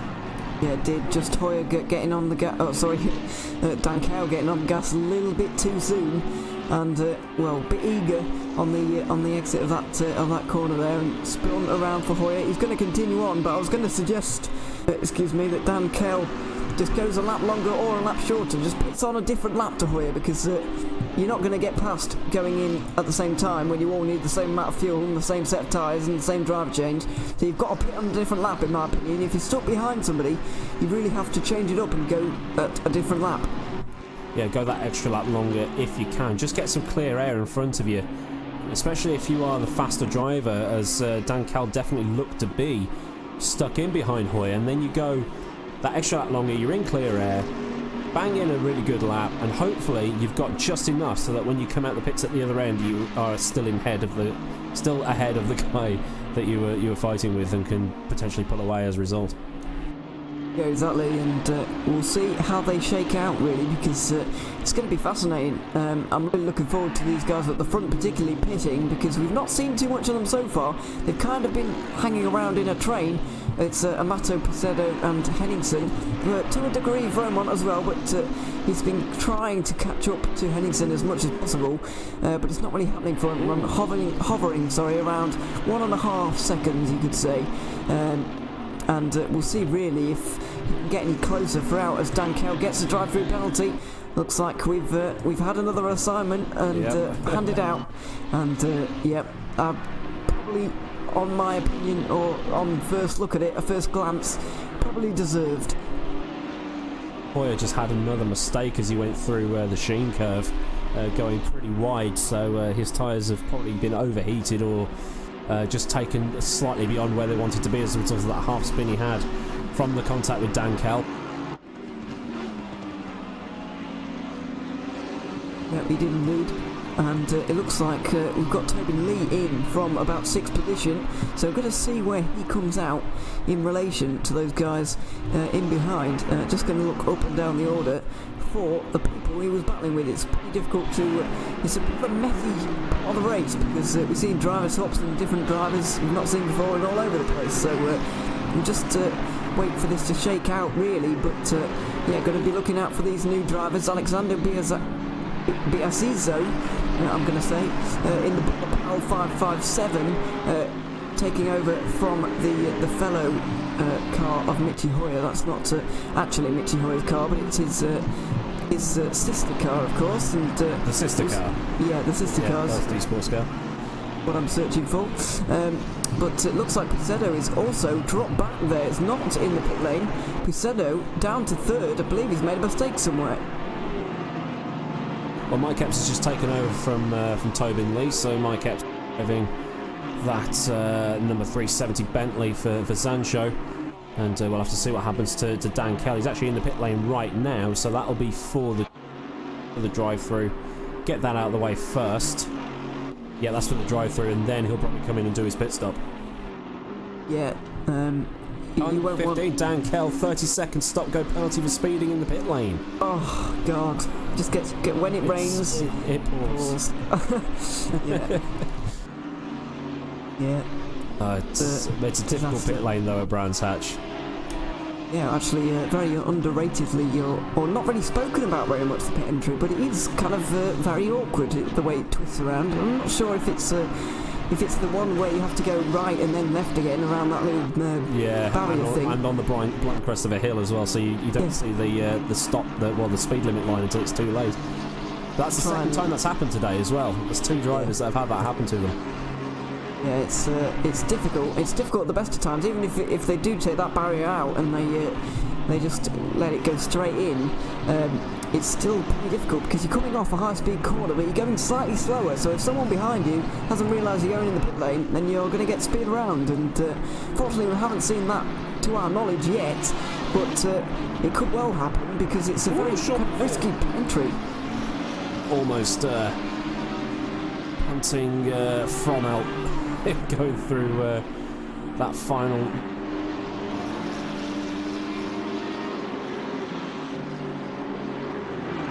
How action-packed this race has been as Dan Kell comes in, and you're right, Ewan, it is a chicane, but at the same time it's a very short, very slow pit lane here, as car number 7 has also picked up a penalty for speeding in the pit lane. Ouch. I believe that's down the order. That's Torres in the Porsche. Yeah. Only just taken over that car. Yeah, so I might have been the fault of our drive-through. Okay, yeah, okay. So Well, they're gonna. now Cal can't find his pit box. Oh God, it's really getting bad for worse, isn't it? It's. I wonder if you have to serve that penalty in a separate place to your pit box, or is that? Oh no, he looks like he's found it. Yeah. He found it. It's okay. And then he's got to make his pit stop. Oh. I do actually agree with this decision to take the stop go first, though, because you don't want your new driver getting in and being annoyed straight away, or having his the adrenaline just kind of seeps out of you when you're sat there. It's kind of like, you know, it's not particularly exciting. This happened at Le Mans, my world famous Le Mans debut in VLMC in Factor 2, where Dan Finney, if you're watching, Dan, hi. He's actually racing in the 1996 Automobilista thing, which, you know, I wanted to be part of that, but anyway, he picked up a penalty for a drive-through for track limits, which at Le Mans is pretty easy to pick up, and then he got a penalty for speeding in the pit lane, and then he hit a wall, and then he handed the car over to me, and then it went from bad to worse. As I've seen Christensen. Why? Why did you do that? Well, yeah, it did go up in the air. Yeah, unfortunately, I didn't see it until Eric Striner had shown me that I'd actually gone in the air. I was like, oh, because from where I was, I didn't go anywhere except the wall. So, well, there you go.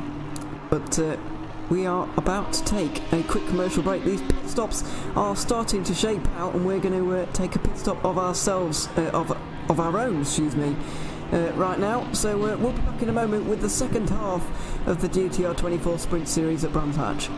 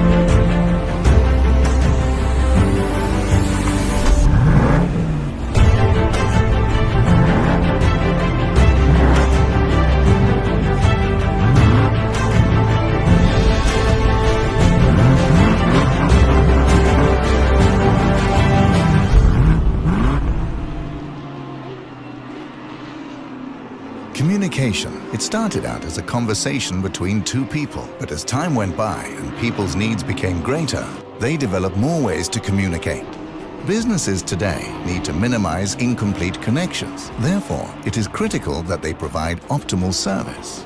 Xilinx desktop, mobile and web applications can process everything from normal calls and callbacks to chats, emails, and social media inquiries. Let Xilinx liberate your business.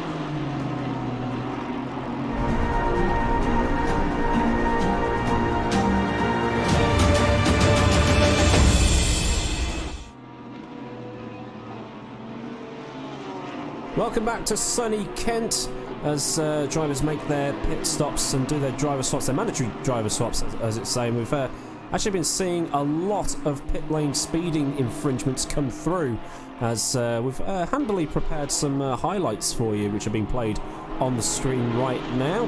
Unfortunately, Ewan and I can't see those because of the technological limitations with how we've got things set up around here. We'd probably need a few hundred more screens.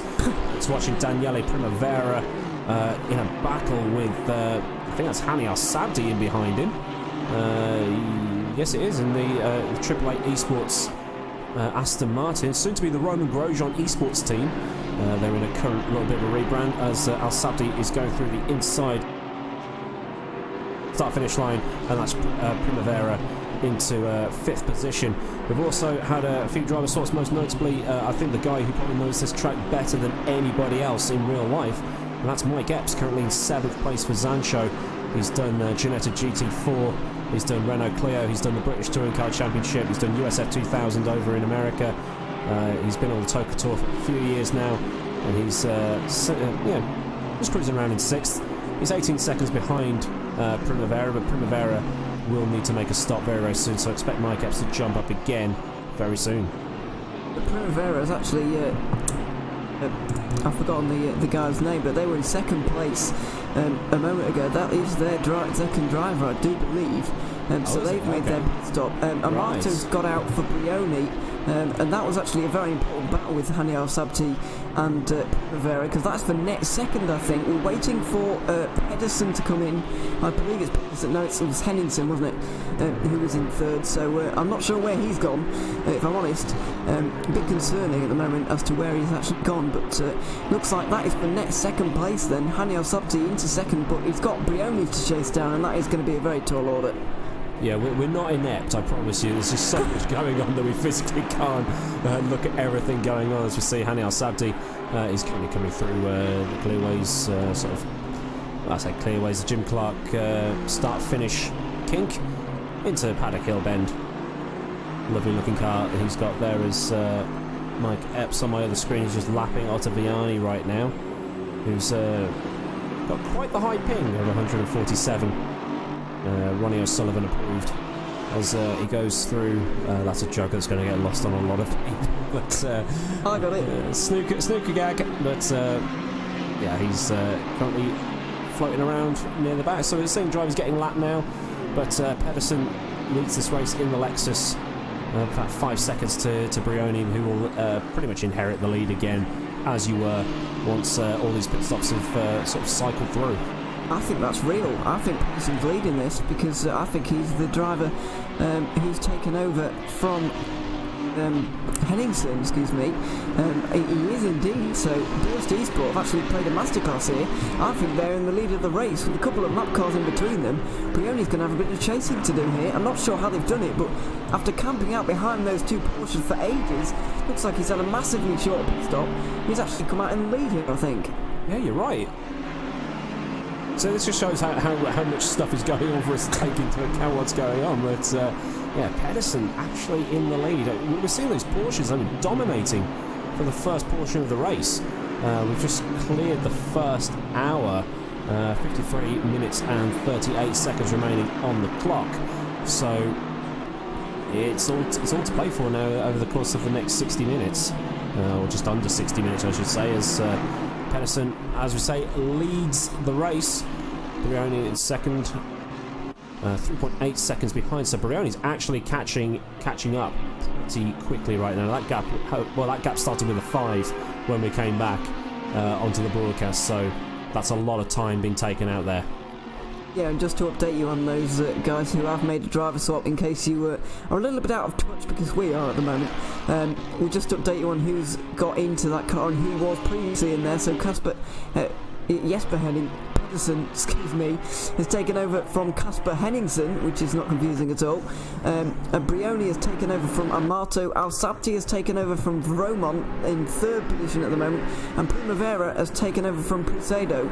So those are the top 4. Mike Epps has taken over from No, that's the other Zancho. It's Mike Epps took over from Tobin Lee. Yeah, he did. Yeah. So, excuse me about that. That's Simply Race Sancho, of course. And then we've got Philip Matzik in 6th position for Butler Pal.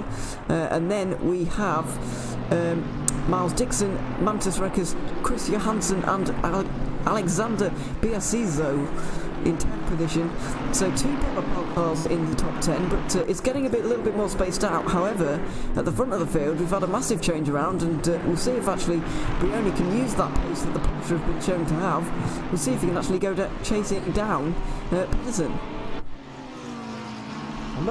Dan Cal has finally pitted. I was saying he's going around again, but yeah, he's finally in the pits. He's down in 21st, so I can't remember who the Zancho driver taking over in that car. I probably should know, considering it's the team I drive for. But it's Webb.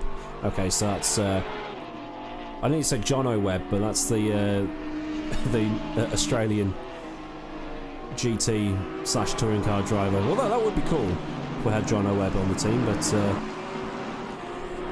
Dan Kelp would be quite happy to get out of that car right now, I would feel. Yeah, he's had a bit of a disaster towards the end. It didn't start with a particularly disastrous day, but unfortunately for him, it's turned into one. And yeah, they're way down the order now. Out of contention, we would have to say, especially for this race win. I would say probably it's between the top 4, and even then, it looks like Primavera is struggling horrendously because we saw him get passed by Al Sapsi not too long ago, in fact, and now he's already lost 10 seconds. So Mike Epps might be licking his lips here and thinking there's a top 4 on the cards. Well, Mike Epps is a stupidly quick driver, so he's probably going to catch up sooner or later. Gap 9.9 seconds to Primavera in front of him. Al Sabdi is 7.5 seconds behind Brioni in second place, so Primavera definitely losing a lot of time. I reckon he's spun or something. Yeah, he doesn't look particularly pacey. This is on, by the way, 7th position, and Miles Dixon, having taken over his car in the Bentley there, is still having to defend from Aston Martin. So they were looking to get out of traffic from their pit stops, and unfortunately they've been dropped into exactly the same battle with now Philip Matzik up the road. That Lexus is a lap car, by the way, but Matzik has just got past him, I do believe, and there you go, the Aston Martin just in the end of your shot there. But looks like Dixon's starting to lose a bit of pace. Rekus is also looking a little bit faster as that lap car just gets out of the way there. Going to get a bit of an onboard view here, actually, because it's an impressive circuit to go on board with cars, especially when you're following someone through. Yeah, you'd think that Mantis Wreckers is just wanting to get past. He knows he's faster. As they're coming to Sterling's, which is probably my favourite corner on the track, I reckon. Very challenging to take as much speed as you can through there without stuffing it onto the grass. A lot of rubber down at clearways as well, from where drivers have been bouncing or locking up or whatever, as they come over the start-finish line to start lap number 50 of this race. But Rikus just can't get close enough. These straights aren't long enough, as we keep saying, for the drivers to really make a significant dent in gaps. Yeah, you really need a mistake at this point, because these guys are so closely matched and so good that you kind of need a mistake for things to get closed up, and they are being in this battle particularly, but the lap cars are also playing a part, because we've got quite a few people a lap down. I'm not sure quite how many. I will just about try and find that out. I believe it is the top 12 who are still on the lead lap. I could be wrong on that one, but we'll see, as looks like this is just coming over the line now, so who is near the line as well. But yeah, I believe it's the top 12 who are all still on the lead lap, maybe a couple more, maybe 13 or 14, but it's looking a little bit more spaced out. However, that is still over half the field who are being lapped here, so that's a lot of traffic to deal with, especially when they're not quite as fast as these cars up front. Rasmus Andreasen has brought his Porsche into the pit lane. He's been replaced by Brudsgaard. I think that's the last driver swap of the day. Yeah, I think it might be, as Dixon and Rikus still chasing each other. The traffic ahead of them is Matzik is that's for position, but Urgaard definitely isn't. He's going to have to move over for them. There he is, and not doing it particularly short order at the moment, which is a little bit of a shame. But kind of wedging himself in this battle doesn't really need to be there, and not really getting out of the way at the moment. I don't think he's even in the top 23. I can't even see him on the left hand side. Actually, he might be. I just haven't spotted him. 17th. There you go. But it just shows that some of these yeah, he has now. So that's all okay, but it just shows that some of these quite good drivers are being lapped, and it's showing the strength of the field, really. Yeah, Rika's struggling to get past Orgard right now as they... There we go, now he's passed. But he's lost a bit of time though to Dixon, so he's going to have to catch all of that back up again. Probably not going to be happy that lap traffic wasn't moving over as fast as he would have wanted. But look, Rika's right back on his diffuser already, so as soon as Rika gets an opportunity, you would think he's going to take that position and keep it. Yeah, and of course the traffic works both ways as well, so I'm sure there will be a point where Dixon's traffic and Wreckers can get a little bit closer again, but he's just kind of waiting for that moment to arise, because they've covered Matzik now. Yeah, they have, and it looks like Matzik was severely disadvantaged by that traffic. This Bentley looking a bit lonely in a sea of Aston Martins at the moment. We'll see if Dixon can get away, but yeah, it's looking pretty tasty, this battle, and we'll see if there is going to be any moves in the next couple of moments. Well, we keep saying that, but the moves are a lot more difficult than they would seem in theory. It's getting them into practice. Again, there's no DRS on these cars, so it's not like it's Formula 1 or any of these open wheel series that have got it. These guys have got to get past the old-fashioned way with slipstreaming, outbraking, being quicker. Oh, Rikus on Dixon. Dixon had a really bad exit coming out of Hawthorns as they go down Hawthorn Hill and Pilgrim's Drop. Rikus round the outside of Hawthorns. Ooh, have some of that. Wow, that was impressive. Great move. He has managed that as well. That is a very long way around there in a very fast corner to do it as well. And that is quite an unbelievable move, so unbelievable that we're actually going to see it again, because it was a very impressive manoeuvre indeed. But Mantis Records up the order now, and he is into 7th position. We'll see what he can do about Philip Matzik, but we were just saying how difficult it is to overtake. Well, Records has just thrown that in our faces. Because at Hawthorns as well. Yeah, that's the most impressive thing. Yeah, which is... in these cars, you probably drop it down one gear and throw it in. It's still taking really quickly in the GT3 car. I do need to spend some more time driving around these tracks so I know what they're actually doing to get around here. But Rekus now going to chase after Matzik, who has actually pulled away as a result of that little battle. So maybe he's found his pace again, or he's just capitalised on what's happened behind him. Yeah, it's good news for him anyway. So Butler Pal up the road a little bit, and speaking of Butler Pal, they've actually made a position now. I believe they're 9th now, and with their sister car, they're 557, getting past Ross McGregor, I do believe that one is. Yeah, there's another battle going on down the field. There's battles kind of everywhere at the moment. Well, you know how we were saying that Mike Epps was 9 seconds behind Primavera just 3 laps ago? He's there now. He's now on his back bottom. I think that's a combination of Epps being fast and Primavera being a little bit below par, I'm afraid. Primavera's car is a bit smashed up. That might be why. It's gone up the side of clearways. Is that Mike Epps? Yes, it is. Yeah, and he's into 4th as well, so that's great news for them. And that Porsche continues to fall through the field, possibly or probably to do with that damage. Damaged. Yeah. Got a big gap behind though, so. He has 12.5 seconds to Matzik behind, and now Mike Epps is just 2.3 behind Brioni, so Epps flying right now. Brioni has actually made a mistake, because he was well ahead of Hani Al-Sabti, actually closing in on Jesper Pedersen, but Al-Sabti is back through and they weren't battling, so I believe that Brioni has actually made a mistake, and it's playing into the hands of Pedersen because he's being allowed to get up the road. 1.9 to Brioni for Epps now, so Zancho looking at a podium right now, all being well. Pedersen, I'm still trying to figure out how they managed to get that thing ahead of the Porsches, but now we're looking at, it was Porsche, and now it's Lexus Aston Porsche, soon Lexus Aston Bentley, you would think, as lap traffic ahead of Epps and Brioni just decided to say goodbye and go off into the Shadow Realm, but at least he's got out of the way of them now. Yes, so that's what we like to see. We'll see if Mike Epps can actually get any closer. I don't actually believe that time game is quite right with 2.3 seconds to Brioni. It is between Al-Sabti and Brioni, but it's a little bit more. It's 18.1 to Brioni. That's quite large, actually. Quite bigger than I was expecting. Wow, he's quick, but he's not that quick. He's going to need a mistake, let's put it that way. Although, there is going to be probably 18 laps in this race, so if he can take a second, which is not impossible, it's not likely, but it's not impossible either. So that'll be interesting. We're going to go a bit down the field here. We've been focusing inside the top 10 for quite a while.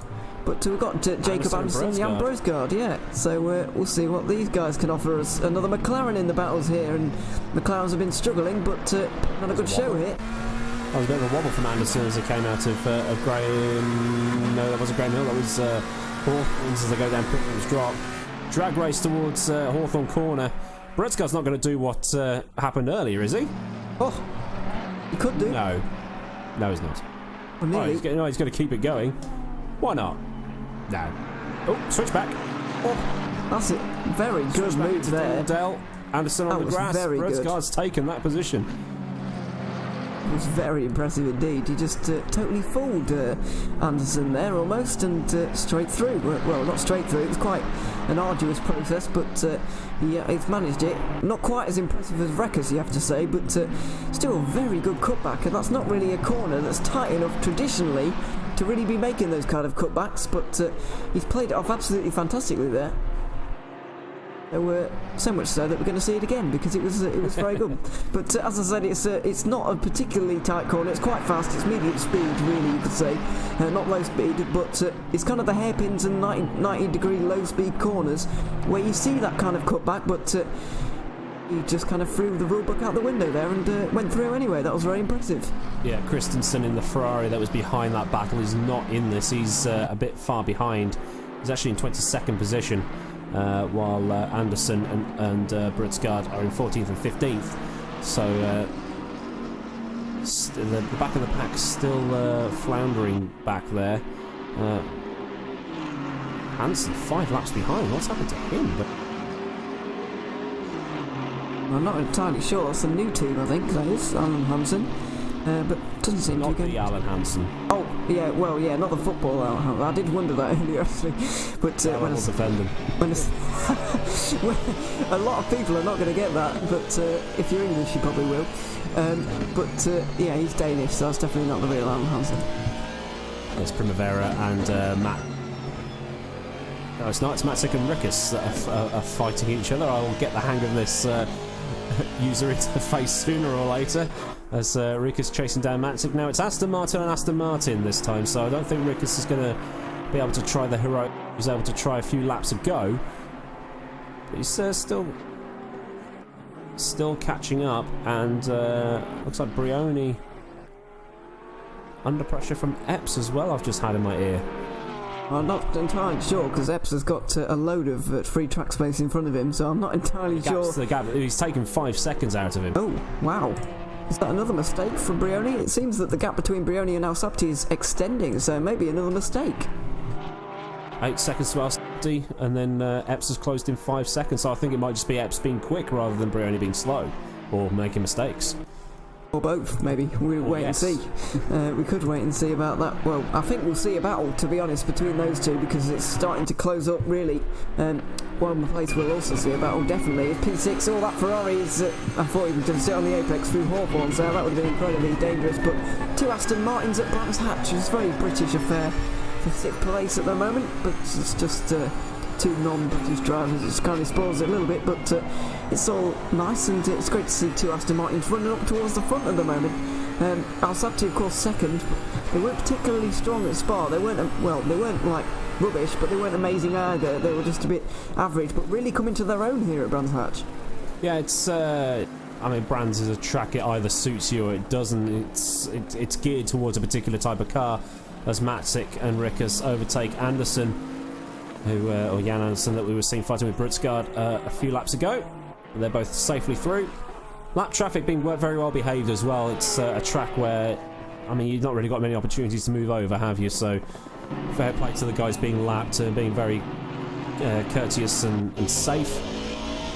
We've only had the 2 penalties applied for contact. The rest has all been drive-throughs for speeding in the pit lane and things like that. So driver's been very, very well behaved on this particular track. Very narrow, at the same time very fast. So the opportunity was always there to have bits of contact.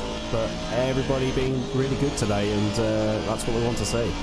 Yeah, absolutely. It's been so busy though that we haven't even had time to mention Leon Atoki's drive-through that he got for a contact with car number 37. That is the car that Mantis Records has got into. Of course, the Team Lucky Monsters car. So Atoki got a drive-through and then handed over to Marko Pizic. So they're down the order now, down in 12th position behind the other Butler Powell car, the 557. They're battling over 11th, as I believe that Butler car has actually dropped down the order a little bit. Ross McGregor is one of those in the ascendancy, as is Mikael Moe in 9th and 10th respectively there, but this battle for 6th position is really where it's at the moment. Wreckers applying the pressure quite relentlessly at the moment, and hopefully we don't see these two come to blows, but it's been good close racing between these two so far. Yeah, we've already had one full-on serve up and one that's they're probably a little bit 50-50 in terms of the actual contact, but yeah, we don't want to see that happen again, as Wrecker's really close into Druids here. But again, like you say, Matsic, it's going to take him a mistake for Wreckers to get through, I think, on this occasion. Yeah, probably, because these guys are pretty in the groove at the moment, and it doesn't look like a mistake is on the horizon, although saying that, I might have just jinxed it. Hopefully not, because we want this battle to continue for as long as possible, as I believe Miles Dixon is actually maybe closing on this battle, because the longer these two go on in each other's mirrors, these guys will start to fall back towards those guys behind, and the gap between Dixon and Wreckers is closing in around 2.5 seconds at the moment, approaching on 3, but it looks like everybody is starting to kind of magnet to, oh my goodness me, that was close between Matzig and Wreckers. Oh, he's on the grass. Oh, he's off the road now as well. That was not ideal, and that's not really where you want to be going around the outside. He's been doing some around the outside manoeuvres earlier on in the race, a bit more successfully than that though, it has to be said. Here comes a replay. It's played again, Sam, as we'll see that happen again. But oh, there's a car in the wall, I think, on the exit of Clearways. Did see who that was. No, it's Alan Hansen. Oh no! Oh no! So he's waiting for traffic to go past, I think, and then he's going to come out of the gravel, or is he going to call it quits? He's reversing up. It's awkward, isn't it? I think he's just trying to see. Go, quick! No. Oh. It's like trying to pull out of a junction on a busy A road, isn't it? It's it's just waiting there forever, not really getting anywhere. Places where there's just traffic. Yeah. But there we go, Hansen. Oh no! Well done. Oh goodness me! It was close. Is he doing the Lando Norris thing from Spa the other night? No, he's not. Okay. He's trying to find a safe way of turning the car around. Need the Benny Hill music here. This is. What's he doing? For the pit lane. I really don't know. He's aiming for the pit lane. Oh. No, he's not. No, he's decided. No, he's decided he doesn't want to go to the pit lane. Kimmy's staying out. In. Yeah, he's finally decided. There we go. Carry on with his day. We can stop taking the mic now. He did it without causing carnage, and that's the important thing. Yeah, there we go. It's like that scene in Austin Powers, wasn't it? Stuck in the. Yeah. So that happened all in the background of the Matsic Wreckers battle. It looks like Mantis Wreckers and his little dancing partner here is starting to come back towards Hansen, so it's taken him almost a lap to get going there, unfortunately, but they're a long way off, unfortunately, for them. Off the time is going on your left-hand side, and 24th position at the moment. But 5 laps down. Yeah, and that is not going to help them, really, is it? So, unfortunate, but those things kind of happen. He only has dropped another second to Al Sabdi in front. Epps 13.3, so that gap is stabilised. So it looks like Sancho will probably be 4th, assuming everything stays as it is. But here comes Matsic. He's got Wreckers all over the back of him. Is Wreckers going to try the outside move again? Where's that? That was Hawthorne again. He likes that. But don't take the mickey with it. No, that wasn't Hawthorne. It was. This is coming up to Dingle Dell, so yeah, it was Westfield, Westways, or whatever it's called. Through the sheep curve. Now he's coming up to Stirling's. Named after Sterling Moss, who recently passed away. Yeah, unfortunately. And up to Clearways and June Clark. So the heroes of the so-called golden era of Formula One. This car in the gravel again. Is that? It's Hanson again. Oh dear. Nightmare. Right. I won't stick the cameras on him again because I don't want to be too rude. But yeah, Hansen isn't the gravel, I'm afraid. But as we've seen, some of these guys have a few issues. We're coming towards the end of this race. We're going to have the final 30 minutes uninterrupted for you. After this short break, we'll be back in a couple of minutes.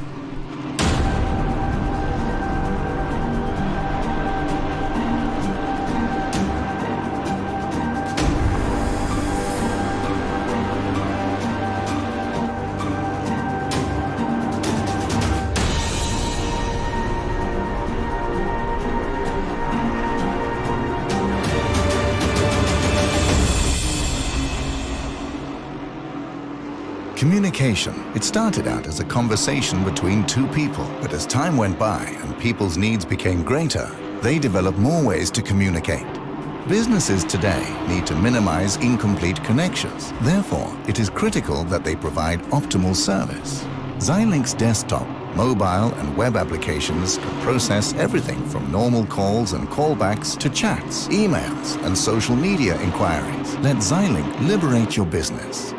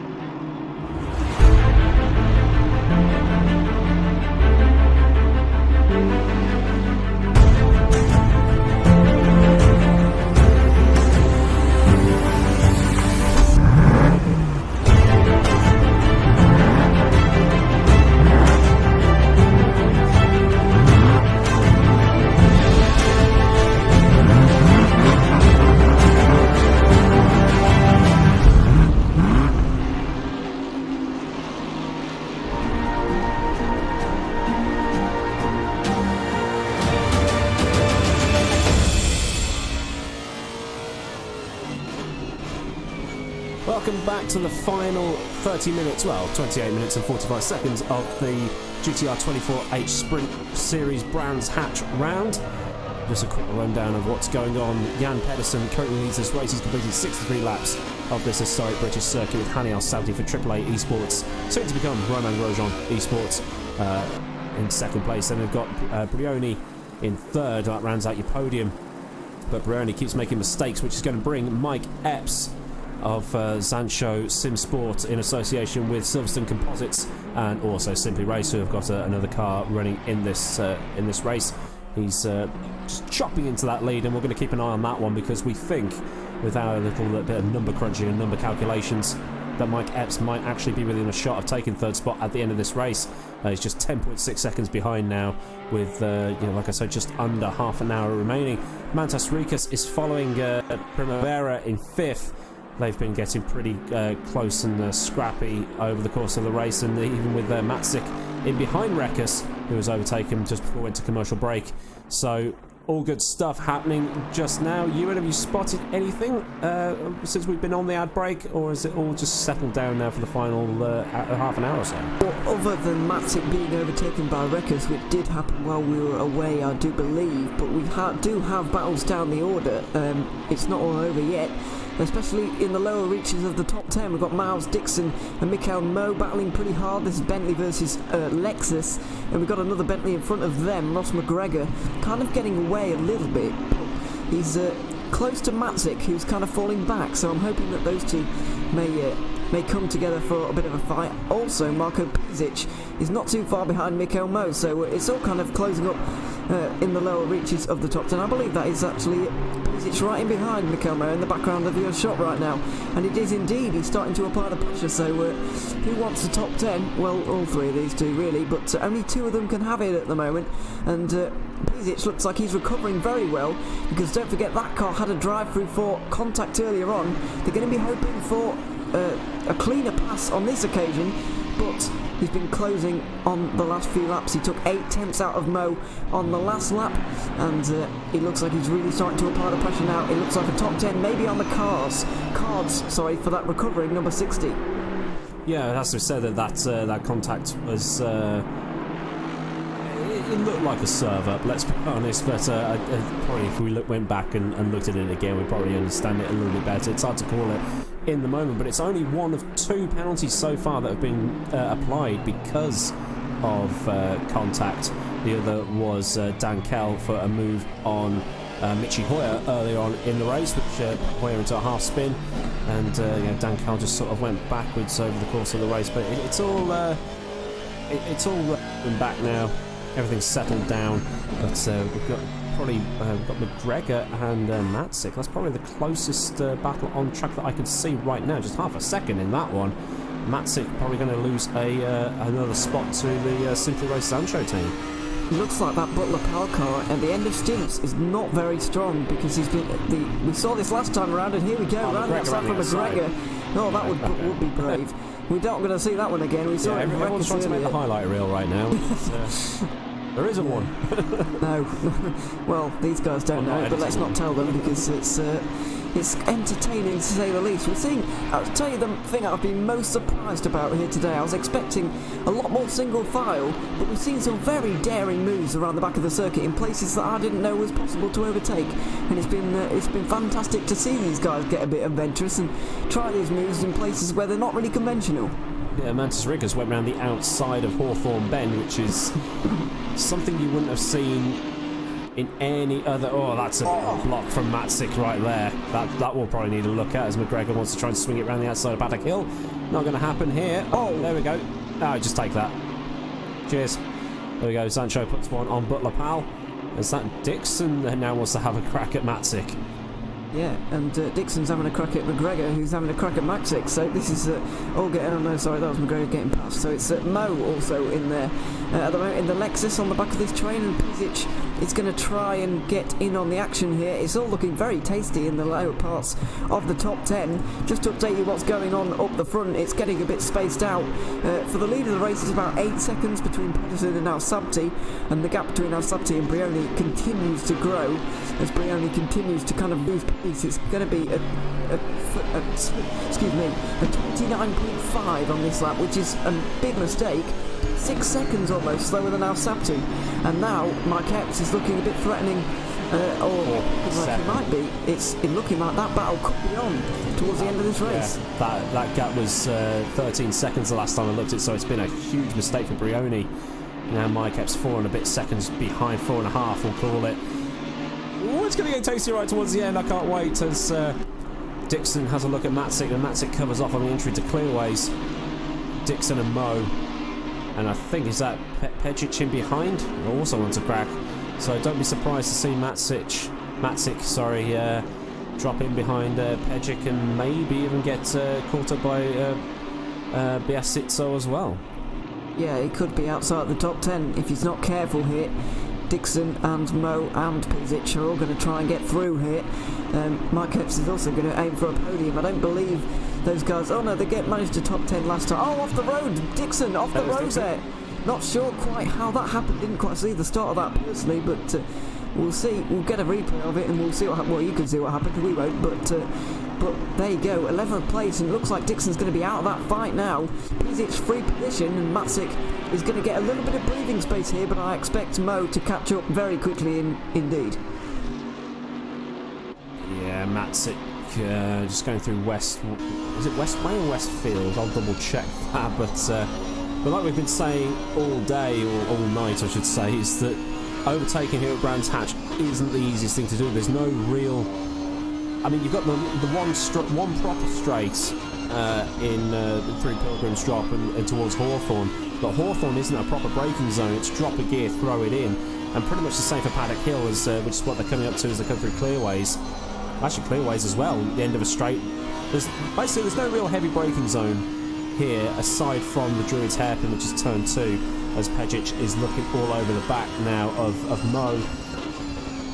Sort of see if you can cut back through and get a decent run towards the Druids Hairpin. Oh!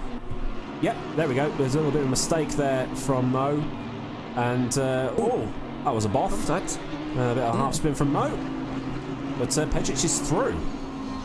Yeah, this is impressive now from Pizzic. She's really starting to make some progress in that Euronics gaming team Razor Audi, the number 60 there. As you can see, the kind of blue and yellow kind of car. It's an interesting kind of livery. I quite like it. It's a bit different. But Matzik in the Butler Powell Aston Martin is going to be under a bit of pressure here, and I think that Pizzic is probably going to aim for this top 8 position. He's still got 21 minutes to go, so there is time to get up the order again here, and he looks very strong compared to the guys around him. I think he'll be able to get through on Matzik. He might not be able to catch up to McGregor, who looks pretty fast, to be honest. But we'll see. He'll certainly give it a go, but just depends how much time he's got left, when and if he gets past Matzik. Well, blue and yellow, it's the... Primavera. No, it's 21 seconds behind Epps right now, but Epps is still making inroads into that.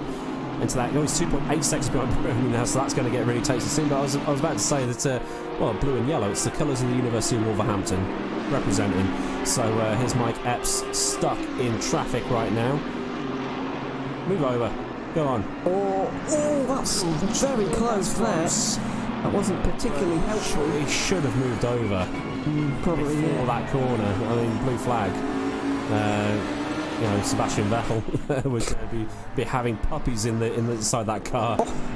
What's he doing? What's the Ferrari doing? Someone's off the road. Oh, that's one of the Audis. Another car off the road. I believe that might have been Matthias Lean, maybe. Unsure. Let's see. I think Paul and Nick it was. Have a look into that, because that was not nice. Yeah, Matthias Lean in the Viaduct and Audi. That is unfortunate for them, and not very nice from the Audi. From the Ferrari there. I didn't quite catch which Ferrari that was. It must have been. It can't be Alan Hansen, can it? Surely not. Alan Hansen's in a Lexus. It's Christensen. Okay, yeah. He's actually... Soren Christensen.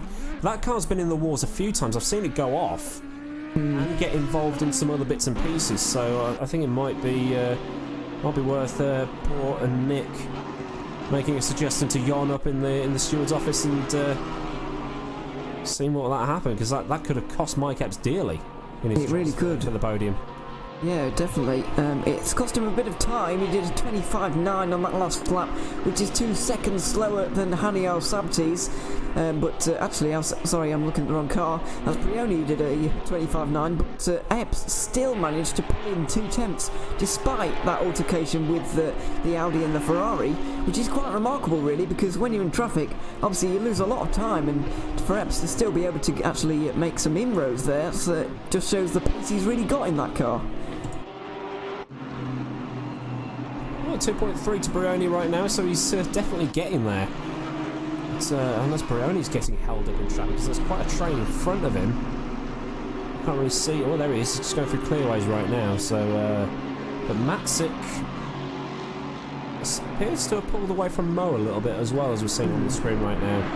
That 556 car has a bit of a cushion right now. So I think right now what we need to be looking at is the Mike Epps Brioni battle. As Epps is slowly catching up. He's just got under 18 minutes to make that move stick. I love this onboard view. It is fantastic. Competizioni's got this nailed. Yeah, They really have. And you're seeing it right now, so let's just enjoy it here for a moment. Just a word on Matzik. I believe he's been passed by Pizic away from the cameras there. We didn't quite see what happened, but he is now... Pizic is up into 8th position now. Matzik is down in 9th. Mikel Mo, I was expecting him to be a little bit closer to that Aston Martin up ahead, but unfortunately for him, he's not quite. So we'll see if that battle will materialise, but as you said, this Epps versus Brioni battle is where we want to be. The Porsches have really fallen away in the second half of this race, and I'm wondering how on earth this has happened. Is this a driver thing? But I've just kind of put that to bed because it's Brioni in the car right now, and he's a fast driver. So I just wonder how on earth these Porsches have managed to lose so much pace in the second half of this race. Brioni's a fast driver. It looks like Epps is a faster driver.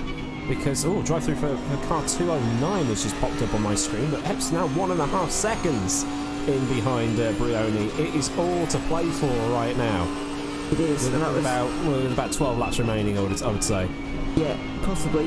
It's hard to tell, of course, because we're on a time limit here, but we are going to be seeing upwards of 70 laps here, probably actually upwards of 80, which is quite a lot. We're on 72 right now, so we've I was completely wrong about that. But it's Christensen with the penalty there, the 209, as one of them for I didn't see what quite car that was. Torres, there you go. I think he said Fernando Torres, but that's... Not quite, nearly. Is it Francisco? Francisco Torres, yeah. Francisco, okay. There you go. The number 7 car, they're down the order, way down, I do believe. 18th position for them at the moment. They've got about 15 seconds to the car behind, so they'll be okay, but disappointing for them after coming 9th last time to be all the way down there. The 209 was Soren Christensen, so maybe he got one for holding up Mike Epps when he should have really moved over, as well as earlier antics, but Mike Epps is now right on Brioni. They're in the same camera shot, virtually every camera shot we're seeing right now. Epps is on a flyer, and there we go, Brioni's off. Thanks, says Mike Epps. Well, through he goes. Well, there you go, all that build-up, and Brioni has just been scared off the track almost there, and he's down into 4th position after looking so strong all day. They've been leading for a long time with Amato. They were 3rd last time out at Spa. Looks like it's going to be a 4th this time around, and that is unfortunate for them, or unfortunate, or just a pressure-driven mistake. I'm not really sure, but Epps doesn't look like he's going to relinquish that position from here. Well, he's pulled over a second to him already, so... 8 seconds to Al Sabdi.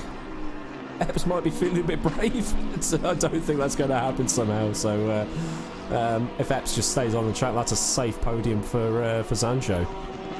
Indeed, so that is good driving from them. Epps and Tobin Lee came in 7th position last week, the last car to finish on the lead lap indeed, just about 12 seconds behind Henningsen and Peterson, who are currently leading, so they'll be a little bit disappointed they weren't able to get through the field earlier on in the race, because don't forget, Tobin Lee was in an almighty battle with the likes of Matzik and Pizic and McGregor and their teammates, not them obviously, but their teammates, so they're going to be a little bit disappointed. They're maybe thinking they could have had more, but don't forget we've still got many rounds to go. I believe we've got 10 rounds to go still after this race, and in 2 weeks time we've got a race in Belgium at Zolder. So we've been to Belgium, we're back to the UK, and we're going back to Belgium after this for Zolder, which is an interesting circuit, and I'm quite looking forward to that race. It should be a good one.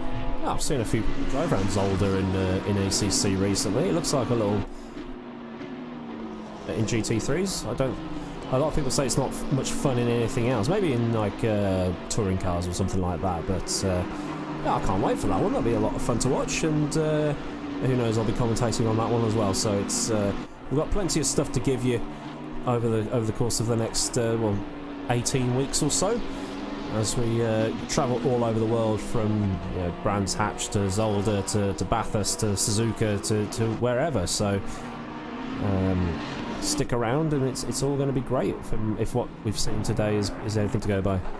Yeah, absolutely. So hopefully that is the case, and we will have some fantastic racing for you. I'm sure we will. But I think that those people who don't like Zolder are probably just driving in open wheel cars, because you really need to kind of hop across the curves there with the chicanes. There's a lot of chicanes.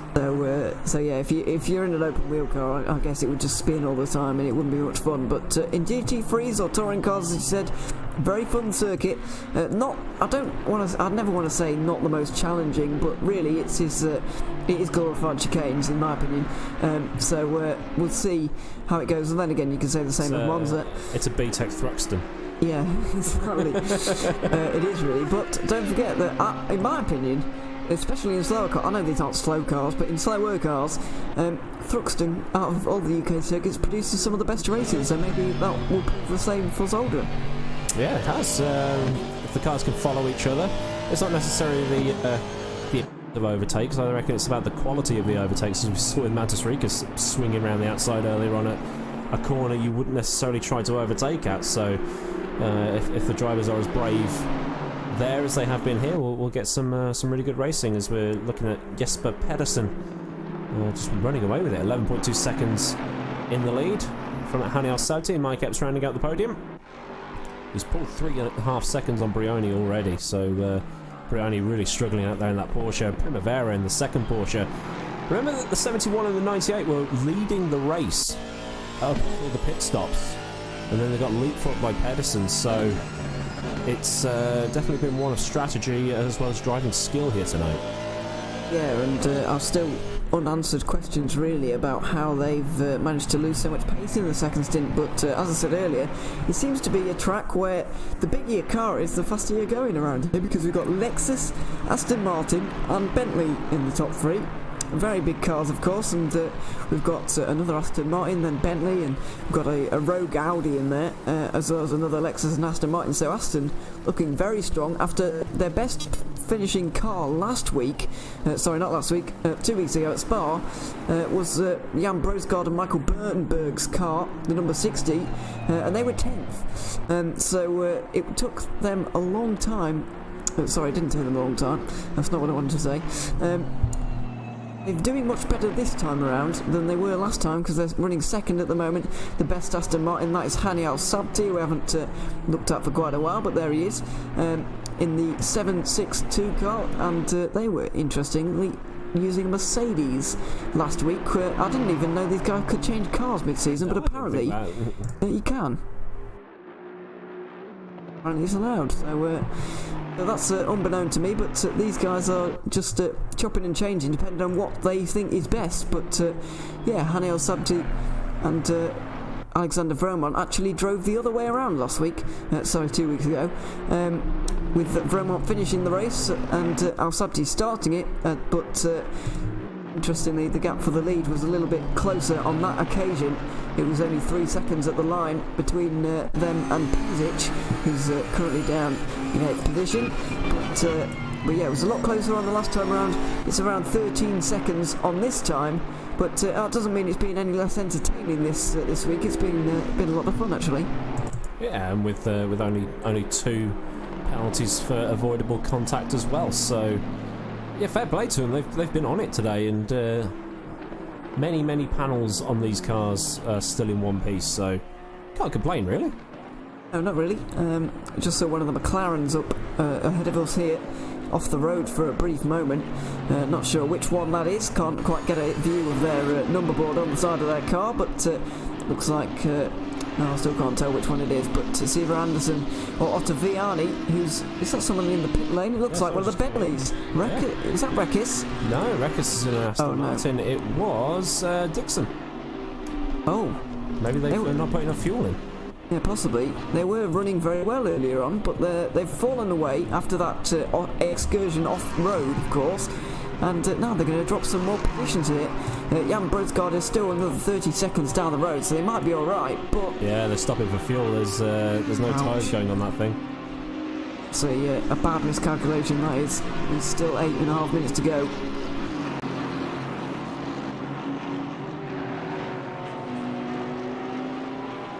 They're just going to get the rest of their fuel that they need with only 8 minutes to go, as I said, and Brosgaard does indeed get through.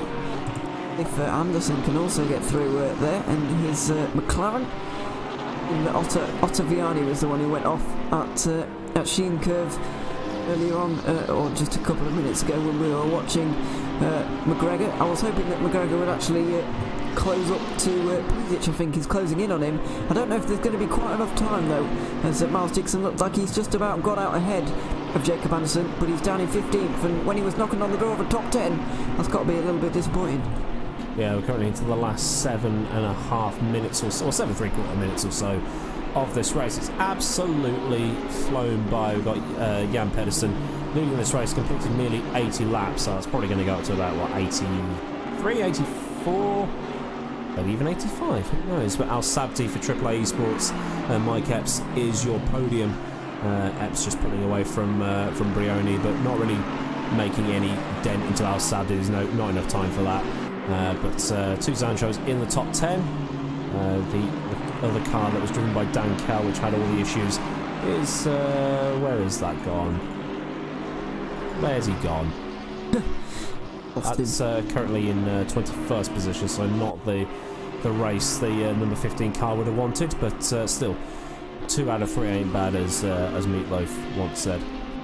Yeah, exactly. So they'll be pretty pleased with their day. Just wondering aloud here about the championship. I know it's early, it's only round 2. We've got like around about 12 rounds here for this Sprint GTR24 Sprint Series here. This is round 2, of course, that you're watching right now. Al Sabti and Alexander Fromont won last week, 2 weeks ago. Last round, should I say. They're second at the moment, and the race leaders came in 6th position, so I do believe that that 962 is going to go to the front of the order with Al Sabti and Vromont, but it is early on. It's too early to think about the championship, really. I think these guys will just be taking on individual races, really, and then they'll towards the end of the season and towards the final few rounds they might start to think about it, but it'll be in the back of the 9s for the moment and not really to the 4. But Pizich, it's that somebody's had it off here.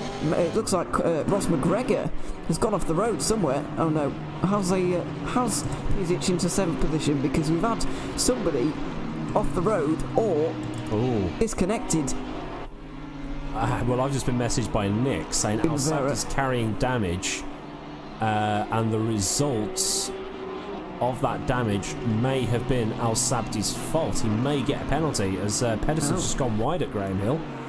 But investigating the incident, so Epps may get 2nd place if there is a penalty. Yeah, and if he's close enough to actually take advantage of it, depends how big the penalty is. 14.3, so a drive-through will ahead anyway. So it's just got to hold station and hope for the best, I reckon. Yeah, but if it's a 10-second penalty applied post-race, then it's not going to matter, if you see what I'm saying. So he's got to keep pushing. It's not over yet, and he's going to indeed keep pushing. It was Primavera, who I was oohing at earlier, who's been off the road. It's promoted Rekus, McGregor and Pizich up 1 position, and that Porsche running 2nd for most of this race, but now down in 8th position, and Mikkel Moe might even try and get through as well. Al Sabti was the victim, so no further action on that. Okay, so that's cleared that up. So, I think Epps will still be pretty pleased with a 3rd position there for Simply Race Sancho. Yeah, he will. I'll be speaking to him in a bit anyway, so it's all fine. Yeah, I think he'll be pretty pleased with that. 7th place in the last race, of course, at Spa, as I've previously mentioned, but finished 2 minutes and 14 down on the race winners. So a long way down, but much better this time around. Going to be about 30 seconds down on the race winner in this occasion, which is still quite a lot. But over 2 hours, when you think about it, actually, it's not actually that much indeed. But Primavera, I'm just worried if he's going to lose any more positions, because he's been looking shaky out there. We think he's damaged as well, and Mikkel Moe is going to really try and get through on him here, as will Philip Matzik maybe. Well, the rear end of Primavera's Porsche has taken one hell of a whack at some point. And the front as well. The front and the rear are totally caved in, but the rest of the car looks fine, so it's probably lost a bit of front end grip and probably a bit of rear end stability as well, so learning to drive around that for the remaining 3 minutes and 20 of the race will be pretty fun for him. So we've only got probably about 2 and a bit laps remaining of this race. Jan Pedersen looks like he's got this one in the bag. Does really, which is a little bit of a shame. I thought we were going to see a fantastic battle between him and the 2 Porsches, but unfortunately the Porsches really haven't lived up to expectation, and they've really fallen away, as we've mentioned many times. Questions will have to be answered, and maybe because they are they're not the only two Porsches. Looks like Francisco Torres is another Porsche down there in 17th position. It doesn't look like the Porsche is particularly the strongest car out there, because they've been falling away massively, and maybe it's one to be avoided throughout the rest of the season. Don't forget, these guys can change their car throughout the season, so we may not see the Porsche up here too much more often throughout this season, because it doesn't look to be particularly strong. It might not be really strong here, but it's all where it might be. Lots of traction zones. Yeah. So, all things that add to the excitement, really, and we'll have to find out. Nippy car to get through the chicanes there, so yeah, we'll be past them. I wouldn't be taking one of these big cars to Zolder, I'll tell you. It's a bit of a narrow track for, by saying that, Brands Hatch is quite a narrow track for these big muscly Bentleys and Lexuses. Bertgard's got a drive-through. I was going to say that I think Zanko using the Bentley for the whole season. Oh, well, that could be a possibility. I don't think that strategy of using the same car for the whole season is a bad idea, because you really do get used to it. When you're chopping and changing around, you can't really learn the car for very often before you're kind of moving on to the next one. So I would kind of support that strategy of kind of sticking with the same one, personally. Certainly makes our jobs easier if they use the same car every time, because then we know what number they are. It's true. I did make an effort to write down the cars that each team were using last time, which is a bit annoying, but it does tell me who was strong last time and who wasn't, saying that the Aston Martins were pretty rubbish, if in all honesty. Not rubbish, but you know what I mean, not very good in the last race. However, they're doing very well this race, so it's interesting to note things like that. But we're into the final minute here, and well, that's kind of crept up on us. It's been a fantastic race, and yeah, we'll see if Pedersen can really take home this win. I believe there'll be one more after this one. Yeah, the drive-through for the 166 was for a collision against one of the Simply Race cars, so that's one that we missed. I think that might have been what's his name, Webb, that got hit, maybe, I don't know. So the drive-through is now being cleared as Broadsguard has served it. There's another car in the gravel. Who was that? I didn't quite see that. I didn't. Green Porsche, was it? It was Torres again. Okay. Well, there you go. They've not been having the best day, it has to be said. 20 seconds remaining of the race. It looks like we might just get one more lap out of this as Pedersen comes round the Jim Clark curve. We are having one final lap, ladies and gentlemen, as the timer has now expired. Pedersen comes through Paddock Hill for the first time, nice and clean. I mean, he's got a decent lead to Hani Al-Sabdi in behind, so he's going to casually take it through Druid's lap traffic of Mo, a little bit further ahead of him. Nothing there to really worry about. Probably won't catch him over the course of this lap. There's no point in trying to catch him up. He knows he's got this in the bag with 13.6 seconds on the clock. Well, that is true, Nick. He could have crossed the line, but you might as well burn any excess fuel you've got in the car. Hopefully some guys behind him aren't putting enough in will run out. So he's coming through Pilgrim's Drop to Hawthorns, where we saw Mantis Ricus do that insane move around the outside earlier on in the proceedings. And then it's up to Westfield. Fast right-hander. And then Dingledell, the sort of rounded part. And then Sheens, which was once the Dingledell chicane. Then it's Sterling's for the final time. Kiss the apex, line it up, floor the throttle, let your traction control do the work. He's doing some weaving. He knows he's won this. I wouldn't celebrate too early, my friend. You might wipe out into something. You might have disconnect right at the last second as he comes through clearways. And Jim Clark for the final time. Jan Pedersen wins here at Brands Hatch, completing 85 laps. Wow. Well, yeah, what a fantastic race indeed, and a fantastic drive from Pedersen. Now Sabti is going to come home second. He's going to be pretty pleased with that after a win last time. Probably leading the championship, but won't be worrying about that too much. Yet Mike Hecht's fantastic drive from Simply Races Ancho to get on the podium there in the Bentley. It's been a Lexus winning donuts. Yeah, well, it's all kicking off now after the race. Brioni's going to come home in fourth position. All these guys are going to come home. Looks like Reckes and McGregor closed up late on, but Pedersen, the deserved winner after the Porsches fell away, and we can't really argue with that one, can you? No, not really. He's, you've got to be.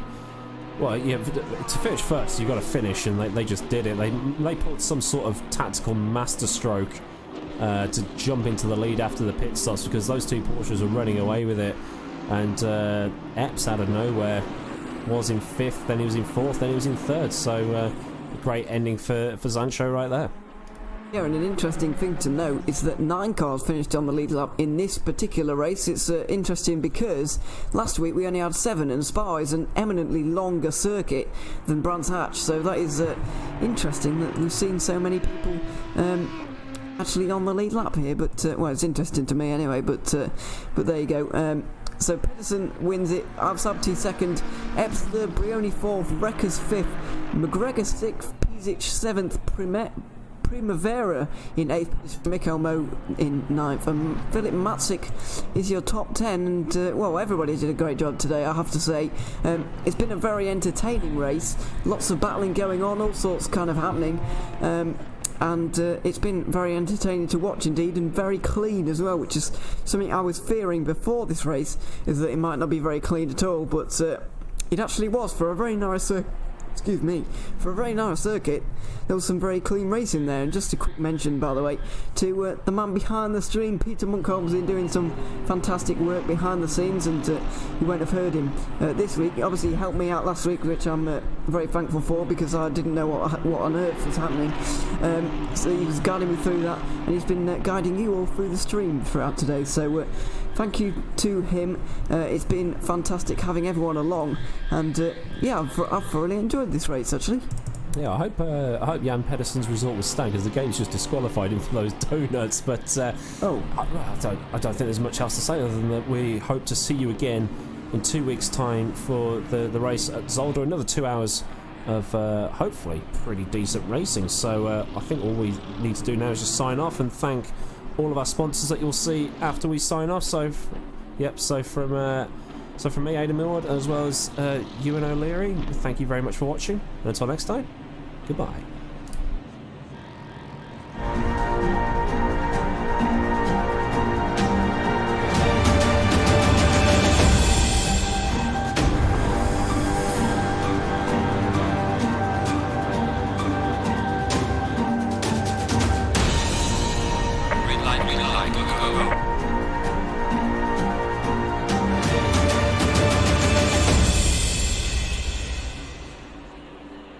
Communication. It started out as a conversation between 2 people, but as time went by and people's needs became greater, they developed more ways to communicate. Businesses today need to minimize incomplete connections. Therefore, it is critical that they provide optimal service.